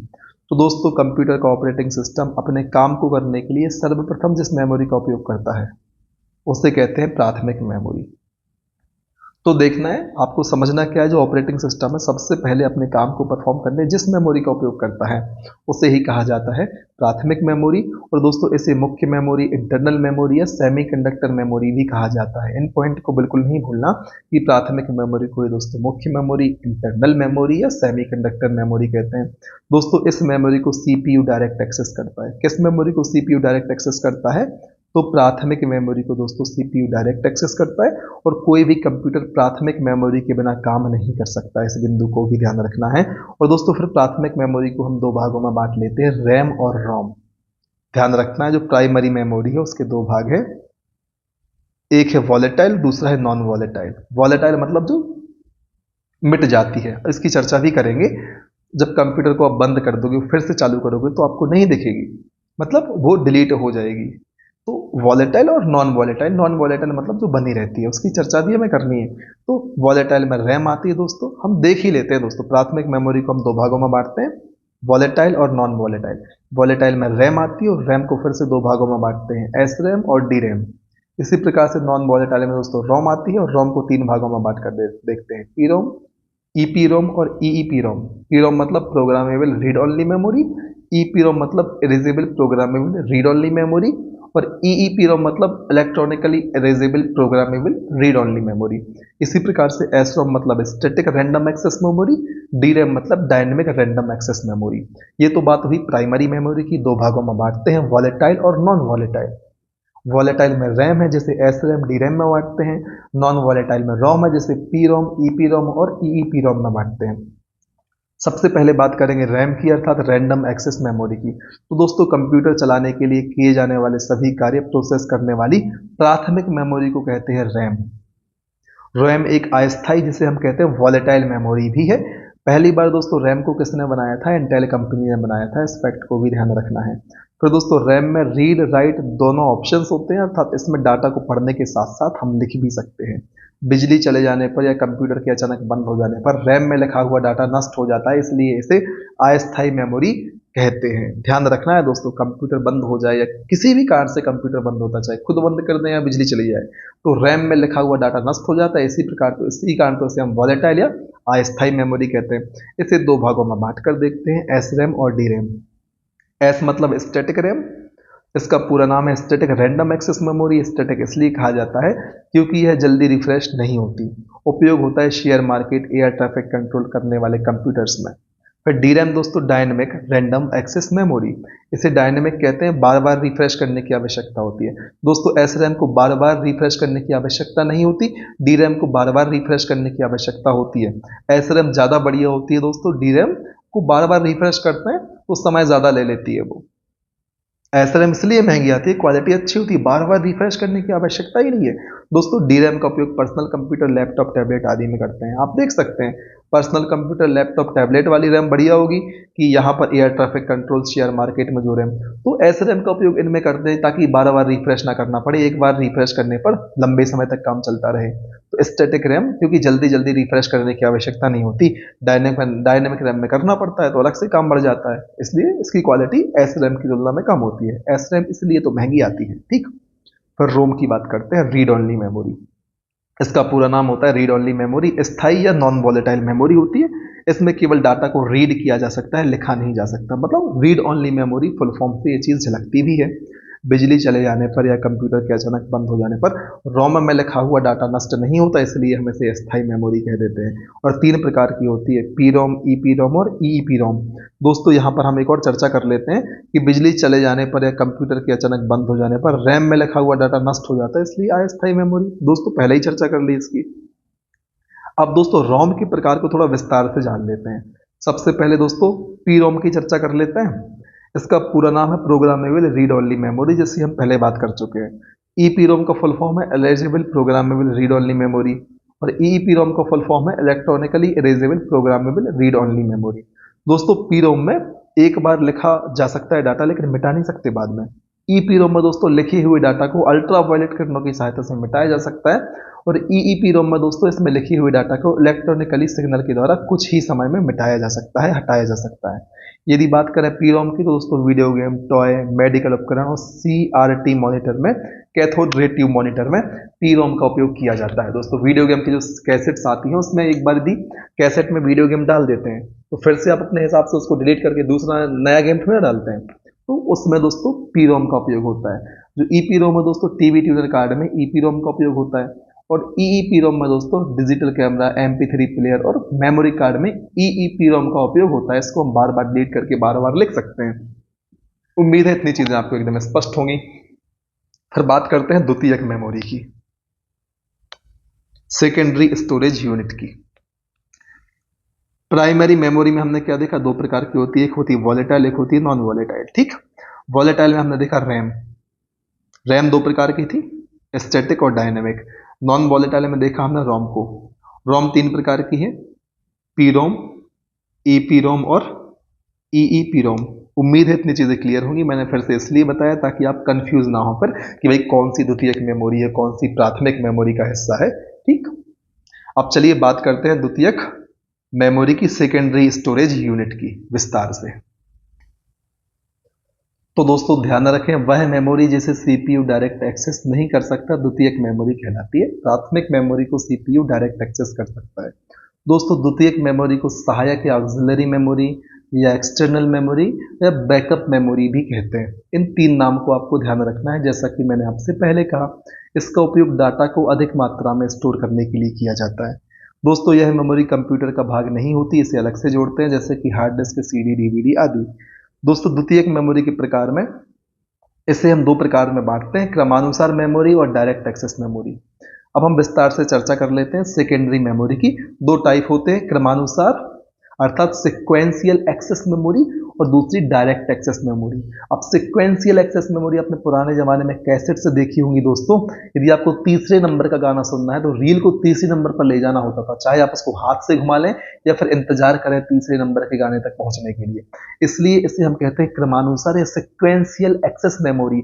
जिस सिक्वेंस में डाटा को उसमें डाला गया है, जिस क्रम में डाटा को उसमें सेव किया गया है, उसी क्रम में आप डाटा तक पहुंच सकते थे, बीच से आप कहीं भी नहीं जा सकते थे। जैसे कि मैग्नेटिक टेप, यही कैसेट की मैंने आपसे बात की। लेकिन डायरेक्ट एक्सेस मेमोरी में क्या है, डायरेक्ट आप एक्सेस कर सकते हैं। जैसे कि आप मेमोरी कार्ड में भी देख सकते हैं, 100वें नंबर का गाना सुनना है तो सीधा उस पर आप जा सकते हैं। आपको सारे 100 गाने को पार नहीं करना हो, डायरेक्ट 100वें गाने को सुन सकते हैं। उम्मीद है डायरेक्ट और सिक्वेंशियल का अर्थ आप समझे होंगे। डायरेक्ट एक्सेस मेमोरी के प्रकार है मैग्नेटिक डिस्क, ऑप्टिकल डिस्क और फ्लैश मेमोरी। दोस्तों मैग्नेटिक टेप और मैग्नेटिक डिस्क को आप कंफ्यूज नहीं होना। मैग्नेटिक टेप है सिक्वेंशियल एक्सेस मेमोरी का उदाहरण, और मैग्नेटिक डिस्क है डायरेक्ट एक्सेस मेमोरी का उदाहरण। दोस्तों मैग्नेटिक डिस्क में हार्ड डिस्क, फ्लॉपी डिस्क आती है। ऑप्टिकल डिस्क में दोस्तों CD, DVD, BD, HVD आती है, और फ्लैश मेमोरी में मेमोरी कार्ड, पेन ड्राइव आती है। अब विस्तार से हम चर्चा कर लेते हैं क्रमानुसार access memory, sequential access memory की। दोस्तों, एक प्रकार की मेमोरी जिसमें डाटा उसी क्रम में हम एक्सेस कर पाते हैं जिस क्रम में डाटा को स्टोर किया है। पहले इसका उपयोग वीडियो प्लेयर, टेप कैसेट आदि में किया जाता था। उदाहरण मैग्नेटिक टेप। दोस्तों, मैग्नेटिक टेप यह दोस्तों सबसे पहले बनने वाली मैग्नेटिक मेमोरी है। इसमें पॉलिएस्टर फीता के साथ एक आयरन ऑक्साइड का लेपन किया जाता है। इसका उपयोग डिजिटल और एनालॉग डाटा को स्टोर करने के लिए किया जाता है। ध्यान रखें दोस्तों, जो मैग्नेटिक टेप है सबसे पहले बनने वाली मैग्नेटिक मेमोरी है। ध्यान रखना है, सबसे पहले कौन सी मैग्नेटिक मेमोरी बनी थी? तो मैग्नेटिक टेप बनी थी। इसमें पॉलिएस्टर फीता के साथ एक आयरन ऑक्साइड का लेपन किया जाता है। इसका उपयोग डिजिटल और एनालॉग डाटा को स्टोर करने के लिए किया जाता है। फिर बात करते हैं दोस्तों डायरेक्ट एक्सेस मेमोरी की। तो इस प्रकार की मेमोरी में डाटा किसी भी क्रम में एक्सेस एवं स्टोर किया जा सकता है। उदाहरण hard disk, floppy disk, DVD, pen drive आदि। फिर दोस्तों बात करते हैं प्रमुख डायरेक्ट एक्सेस मेमोरी के वर्णन की, जिसमें शामिल है हार्ड डिस्क। तो दोस्तों सीपीयू के अंदर डाटा स्टोर करने वाली प्रमुख डिवाइस होती है हार्ड डिस्क। कंप्यूटर में दोस्तों सामान्यतः इसे सी ड्राइव नाम दिया जाता है। सबसे पहला हार्ड डिस्क बनाया था आईबीएम कंपनी ने, जिसकी स्टोरेज क्षमता थी 5 MB। वर्तमान में इसकी स्टोरेज क्षमता 22 TB तक पहुंच गई है। दोस्तों हार्ड डिस्क की जो स्पीड है उसे हम आरपीएम में मापते हैं। किस में मापते हैं? आरपीएम में मापते हैं, अर्थात रेवोल्यूशन पर मिनट में मापते हैं। दोस्तों मार्केट में हार्ड डिस्क का निर्माण करने वाली प्रमुख कंपनियां हैं western digital, Seagate technology, Toshiba, EMC corporation, quantum और हिताची। इतना आपको ध्यान रख लेना है। फिर बारी आती है फ्लॉपी डिस्क की। तो दोस्तों यह माइलर प्लास्टिक से बनी एक वृत्ताकार डिस्क होती है जिसमें दोनों तरफ मैग्नेटिक पदार्थ का लेपन किया जाता है। फ्लॉपी डिस्क क्या होती है? माइलर प्लास्टिक की बनी वृत्ताकार डिस्क होती है, इसमें दोनों तरफ मैग्नेटिक पदार्थ का लेपन किया जाता है। दोस्तों फ्लॉपी डिस्क के केंद्र के निकट एक छोटा छिद्र होल होता है जिसे इंडेक्स होल कहते हैं। इसका उपयोग दोस्तों कम डाटा या छोटे प्रोग्राम को स्टोर करने के लिए करते हैं। और वर्तमान में दोस्तों फ्लॉपी डिस्क का स्थान किसने ले लिया? पेन ड्राइव ने ले लिया है। यदि हम साइज की बात करें तो दोस्तों 8 इंच की फ्लॉपी डिस्क की साइज लगभग 200 KB, 5.25 इंच की हार्ड डिस्क की साइज 1.2 MB और 3.5 इंच की हार्ड डिस्क की साइज 2.8 MB के आसपास हुआ करती है। इसको आपको ध्यान रखना है कि 8 इंच की हार्ड डिस्क 200 KB, 2.25 इंच की हार्ड डिस्क 1.2 MB लगभग और 3.5 इंच की हार्ड डिस्क 2.8 MB की क्षमता रखती है। फिर हमें चर्चा करनी है दोस्तों ऑप्टिकल डिस्क के प्रकार की, जिसकी हम शुरुआत करेंगे सीडी से। सीडी, डीवीडी, वीडी, एचवीडी, ये सभी दोस्तों ऑप्टिकल डिस्क के प्रकार हैं। शुरुआत में हमें चर्चा करनी है सीडी की। फुल फॉर्म आपको ध्यान रखना है, जैसा कि मैं आपसे शुरुआत से कहता आ रहा हूं, सीडी का फुल फॉर्म है कॉम्पैक्ट डिस्क। इसका उपयोग ऑडियो फाइल और छोटे प्रोग्राम फाइल को स्टोर करने के लिए किया जाता है। इसमें डाटा लिखने के लिए लेजर टेक्निक का उपयोग किया जाता है। फिर बारी आती है दोस्तों डीवीडी की। इसका फुल फॉर्म होता है डिजिटल वर्सटाइल डिस्क या डिजिटल वीडियो डिस्क। दोस्तों सीडी से क्षमता अधिक होती है, इसकी लगभग 17 GB तक होती है। दोस्तों जो डीवीडी होती है यह मेमोरी सीडी डिस्क की भांति होती है। जो डीवीडी होती है सीडी डिस्क की भांति होती है, लेकिन अंतर कितना होता है कि डाटा स्टोरेज की क्षमता ज्यादा होती है और डीवीडी में डाटा पढ़ने के लिए लाल रंग के लेजर बीम का उपयोग किया जाता है। अब दोस्तों डीवीडी होती है उसमें अलग अलग टाइप होती है। सिंगल लेयर सिंगल साइट की कैपेसिटी होती है 4.7 GB। Double layer single site की कैपेसिटी होती है 8.5 GB। अब सिंगल लेयर डबल साइट की आप सिंगल लेयर सिंगल साइट से डबल कर दें लगभग, और उसी प्रकार से डबल लेयर डबल साइट की कैपेसिटी आप डबल लेयर सिंगल साइट से डबल कर दें, अर्थात सिंगल लेयर डबल साइट की कैपेसिटी होती है 9.4 GB और डबल लेयर डबल साइट की कैपेसिटी होती है 17.08 GB। उम्मीद है इतनी चीजें आपको क्लियर होंगी। फिर बात करते हैं BRD अर्थात ब्लू रे डिस्क की। तो दोस्तों नीले रंग की किरणों का उपयोग करने के कारण इसे हम ब्लू रे डिस्क कहते हैं। इसे BD के नाम से जाना जाता है। BRD मतलब ब्लू रे डिस्क, याद रखना है। नीले रंग की किरणों का इसमें प्रयोग होता है, इसलिए हम इसे कह देते हैं ब्लू रे डिस्क। यह दोस्तों ऑप्टिकल डिस्क में सबसे ज्यादा क्षमता रखती है और हाई डेफिनेशन वीडियो का समर्थन करती है। इसकी स्टोरेज क्षमता 25 GB से 128 GB तक होती है। सिंगल लेयर BD की क्षमता है 25 GB, डबल लेयर BD की क्षमता है 50 GB। BD मतलब ब्लू रे डिस्क। फिर बात करनी है HVD अर्थात होलोग्राफिक वर्सेटाइल डिस्क की। DVD की तरह दिखती है, इसकी स्टोरेज क्षमता TB में होती है दोस्तों। इसमें डाटा स्टोर करने के लिए हरे एवं लाल लेजर बीम का संयुक्त प्रयोग किया जाता है HVD में। यदि हम बात करें दोस्तों स्टोरेज क्षमता डिवाइसों में घटते क्रम में स्टोरेज क्षमता की, तो सबसे ज्यादा हार्ड डिस्क की होती है, फिर HVD की होती है, फिर BD की होती है, फिर DVD, फिर CD, फिर फ्लॉपी डिस्क। सबसे ज्यादा हार्ड डिस्क की फिर होती है होलोग्राफिक वर्सेटाइल डिस्क की, फिर होती है ब्लूरे डिस्क की, फिर होती है DVD की, फिर होती है CD की, फिर होती है फ्लॉपी डिस्क की। इस क्रम को आपको ध्यान रखना है। प्रश्न पूछा जा सकता है कि किस डिवाइस की क्षमता सबसे ज्यादा होती है, किसकी सबसे कम होती है, आपसे क्रम भी पूछा जा सकता है। ठीक, तो चलो दोस्तों चर्चा कर लेते हैं अब फ्लैश मेमोरी के प्रकार की। सबसे पहले बात करेंगे पेन ड्राइव की। तो दोस्तों यह कंप्यूटर की सेकेंडरी और स्थायी USB फ्लैश मेमोरी ड्राइव है। USB का फुल फॉर्म जानते ही हैं, यूनिवर्सल सीरियल बस। तो जो पेन ड्राइव है दोस्तों कंप्यूटर की सेकेंडरी मेमोरी है, स्थायी मेमोरी का प्रकार है, फ्लैश मेमोरी ड्राइव है, इतना आपको ध्यान रखना है। डाटा को स्थायी रूप से करती है स्टोर और इसे USB पोर्ट से जोड़ा जाता है। इसकी स्टोरेज क्षमता गीगाबाइट तक हो सकती है दोस्तों, हम सभी जानते हैं, और कंप्यूटर से हटाने पर भी इसमें जो डाटा है वह बना रहता है। ठीक, फिर बात करते हैं मेमोरी कार्ड की। दोस्तों यह पतले आकार का इलेक्ट्रॉनिक मेमोरी डिवाइस है, इसे हम कहते हैं मल्टीमीडिया कार्ड। तो ध्यान रखना है, मेमोरी कार्ड को कहते हैं मल्टीमीडिया कार्ड। दोस्तों मास स्टोरेज डिवाइस की यदि हम बात करें तो यह कम लागत व असीमित क्षमता वाले स्टोरेज डिवाइस होते हैं। इसके उदाहरण है डिस्क एरे, CD-ROM और ज्यूक बॉक्स। इन तीन को ध्यान रखना है मास स्टोरेज डिवाइस के परिप्रेक्ष्य में, डिस्क एरे, CD-ROM और ज्यूक बॉक्स। फिर बात करते हैं कंप्यूटर मेमोरी से संबंधित अन्य तथ्यों की। जैसे कि दोस्तों एक बिट को हम स्मॉल b से दर्शाते हैं, और 0 और 1, 0 का मतलब ऑन और 1 का मतलब ऑफ, आपको ध्यान रखना है। निबल की बात करें तो दोस्तों एक निबल मतलब 4 बिट होता है। एक निबल बराबर 4 बिट या हाफ बाइट। दोस्तों बाइट को हम कैपिटल B से दर्शाते हैं और एक बाइट में 8 बिट होते हैं। और दोस्तों जो वर्ड होता है कॉम्बिनेशन ऑफ बिट्स होता है। यदि हम बात करें 1 किलोबाइट की या KB की, तो इसमें दोस्तों कितने बाइट होते हैं, 1024 बाइट होते हैं या 2 की पावर 10 बाइट्स होते हैं। इतना आपको ध्यान रखना है। MB की बात करें तो 1 MB में 1024 KB होते हैं, और यहाँ पर आप अपने कैलकुलेशन बिठा सकते हैं। 1 GB मतलब 1024 MB, 1 TB मतलब 1024 GB, 1 PB मतलब पेटाबाइट मतलब 1024 TB, एक एक्साबाइट या 1 XB मतलब 1024 PB, एक जेटाबाइट मतलब 1024 EB मतलब एक्साबाइट, एक योटाबाइट या बाइबी मतलब 1024 ZB। आप कर क्या सकते हैं इसके लिए दोस्तों, ZB नहीं बाइबी होना चाहिए यहां पर। ठीक, हाँ ZB ही है, ठीक है। 1024 जेटाबाइट कैसे याद करेंगे, सबसे छोटा होता है बिट, फिर बाइट, सबसे छोटा बिट, फिर निबल, फिर बाइट, फिर दोस्तों वर्ड। इतना परेशान नहीं होना आपको, हम सीधा याद करेंगे। बिट और निबल का कॉन्सेप्ट हम समझ गए। आपको ध्यान रखना है दोस्तों एक निबल में 4 बिट होते हैं, ठीक है, और एक बाइट में 8 बिट होते हैं। इतना तो आपको ध्यान रख ही लेना है।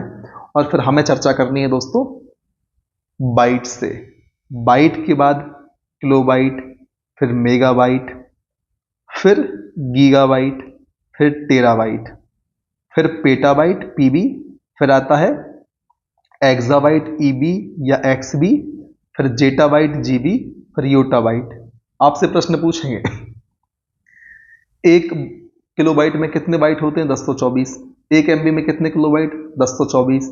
1 GB में 1024 MB, 1 TB में 1024 GB, 1 PB में 1024 TB। आपको इस प्रकार से क्रम याद कर लेना है दोस्तों, ठीक है। हम सब TB तक तो जानते हैं, जनरली उपयोग होता है। 1 टेराबाइट के बाद आता है PB, फिर EB, फिर ZB, फिर YB। क्या क्या, PB, EB, ZB, YB, PB, EB, ZB, YB। इतना आपको ध्यान रख लेना है, ठीक। फिर हमें चर्चा करनी है हमारे अगले बिंदु की, जो है रजिस्टर। कि रजिस्टर क्या होता है दोस्तों। तो ध्यान रखें दोस्तों, कंप्यूटर की सबसे तीव्र मेमोरी होती है, ध्यान रखना है, रजिस्टर कंप्यूटर की सबसे तीव्र मेमोरी है और सीपीयू से जुड़ी रहती है तथा तीव्र गति की सूचनाओं का आदान प्रदान करती है। जो रजिस्टर है सबसे तीव्र मेमोरी होती है कंप्यूटर की और सीपीयू से सीधे जुड़ी रहती है और तीव्र गति से सूचनाओं का आदान प्रदान करती है। दोस्तों कार्य के आधार पर रजिस्टर को कई भागों में बांट सकते हैं, जैसे memory address register, input output register आदि। और दोस्तों जो यह मेमोरी है मुख्य मेमोरी का हिस्सा नहीं होती और जो रजिस्टर है 16, 32, 64 बिट में पाए जाते हैं। इतना आपको ध्यान रखना है। और यहां पर दोस्तों आप देख सकते हैं विभिन्न प्रकार की मेमोरी का एक्सेस टाइम तथा स्टोरेज। तो दोस्तों रजिस्टर का एक्सेस टाइम सबसे कम है, 1 से 2 नैनोसेकंड और 200 बाइट तक की स्टोरेज क्षमता है। फिर बारी आती है कैश मेमोरी की, 3 से 10 नैनोसेकंड इसकी एक्सेस क्षमता है और दोस्तों इसमें स्टोरेज क्षमता 32 केबी से 4 एमबी तक की होती है। फिर रैम की बात करें दोस्तों तो 11 से 60 नैनोसेकंड इसकी एक्सेस क्षमता है और 16 एमबी से 4 जीबी तक रैम की स्टोरेज क्षमता होती है। आजकल तो दोस्तों 8 जीबी, 12 जीबी, 16 जीबी तक की रैम अवेलेबल है। फिर मैग्नेटिक डिस्क दोस्तों 10 से 50 माइक्रोसेकंड इसकी एक्सेस क्षमता है और 160 से 1600 जीबी तक इसकी स्टोरेज क्षमता है।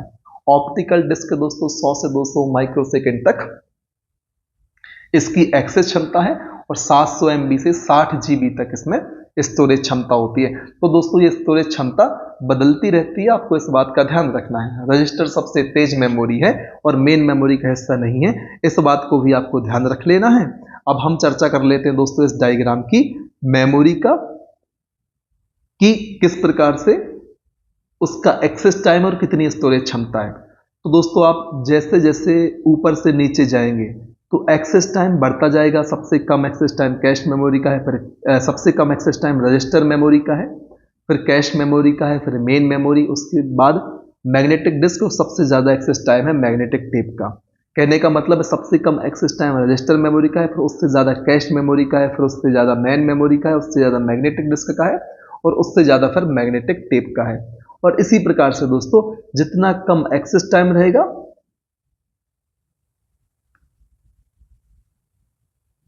उतनी कम स्टोरेज क्षमता रहेगी और जितना ज़्यादा एक्सेस टाइम है उतनी ज़्यादा स्टोरेज क्षमता भी है। यहाँ पर दोस्तों एक्सेस टाइम इंक्रीजिंग लिखा हुआ है, उल्टा एरो बना हुआ है, इंक्रीज हो रहा है एक्सेस टाइम नीचे जाने पर। सबसे कम एक्सेस टाइम रजिस्टर का है, उससे ज़्यादा कैश मेमोरी का है, फिर उससे ज़्यादा मेन मेमोरी का है, उससे ज़्यादा समय लेती है मैग्नेटिक डिस्क और सबसे ज़्यादा समय लेती है मैग्नेटिक टेप। इस चीज़ को आपको ध्यान रखना है। फिर इसी प्रकार से दोस्तों स्टोरेज क्षमता बढ़ जाएगी। सबसे ज़्यादा स्टोरेज क्षमता, सबसे कम स्टोरेज क्षमता होगी रजिस्टर की, उससे ज़्यादा कैश मेमोरी की, फिर मेन मेमोरी की। इस प्रकार से चीज़ें आपको देखते रहनी है। उम्मीद है सारी चीज़ें आपकी क्लियर होंगी।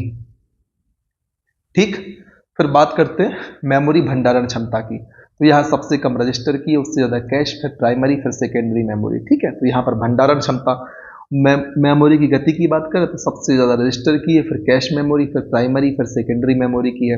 अब चर्चा कर लेते हैं कैश मेमोरी की कि आखिर कैश मेमोरी है क्या। तो दोस्तों यह विशेष प्रकार की तीव्र गति की मेमोरी होती है जो कि कंप्यूटर की प्रोसेसिंग गति को बढ़ा देती है। और दोस्तों जो कैश मेमोरी है सीपीयू और मुख्य मेमोरी के बीच में होती है।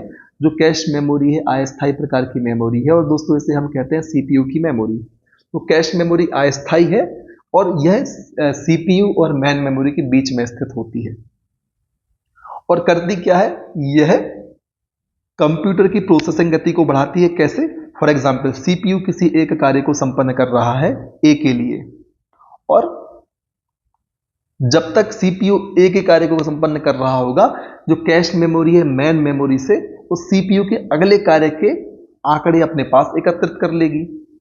जैसे ही सीपीयू अपनी एक कार्य को कंप्लीट कर लेगा तो दूसरे कार्य के लिए सीपीयू के लिए मेन मेमोरी तक नहीं जाना होगा आंकड़े लेने के लिए, सीधा कैश मेमोरी के पास से ले लेगा और अपनी गति को बढ़ा लेगा और फिर कैश मेमोरी सीपीयू को ये बी आंकड़े देके अगले आंकड़े मेन मेमोरी से प्राप्त कर लेगी और इस प्रकार से दोस्तों बीच में कैश मेमोरी रहते हुए सीपीयू की स्पीड को बढ़ा देगी। उम्मीद है इतनी चीजें क्लियर हैं। अब हम बात करेंगे कंप्यूटर सॉफ्टवेयर की। इसके अंतर्गत दोस्तों हम चर्चा करेंगे सॉफ्टवेयर के प्रकार। दोस्तों एक काम करते हैं, इस टॉपिक को हम अगले वीडियो में कवर कर लेंगे क्योंकि इस वीडियो के हिसाब से बहुत ज़्यादा समय भी हो गया है और अब मेरी एफिशिएंसी भी लगातार कम होती जा रही है। ठीक, तो वीडियो की क्वालिटी भी कमजोर हो जाएगी। वैसे भी आज थकावट बहुत ज़्यादा थी। तो बस इसी प्रकार से यहाँ तक हमारा साथ देने के लिए, यहाँ तक वीडियो देखने के लिए, ना सिर्फ हमारा साथ, वीडियो देख के आप खुद का साथ भी दे रहे हैं, क्योंकि आपकी तैयारी भी मजबूत हो रही है। वीडियो आपको अच्छी लगी है, आपके एग्जाम में सहायक साबित हुई है, तो कृपया अधिक से अधिक संख्या में वीडियो को लाइक कर दें, अधिक से अधिक विद्यार्थियों तक शेयर कर दें, चैनल को सब्सक्राइब कर दें, बेल आइकन भी प्रेस कर लें, साथ ही साथ हमारे टेलीग्राम चैनल को ज्वाइन कर लें। और दोस्तों लगातार मेहनत करें, आगे बढ़ते रहें, तब तक ना रुकें जब तक आपको आपका लक्ष्य प्राप्त नहीं होता। जय हिंद, वंदे मातरम।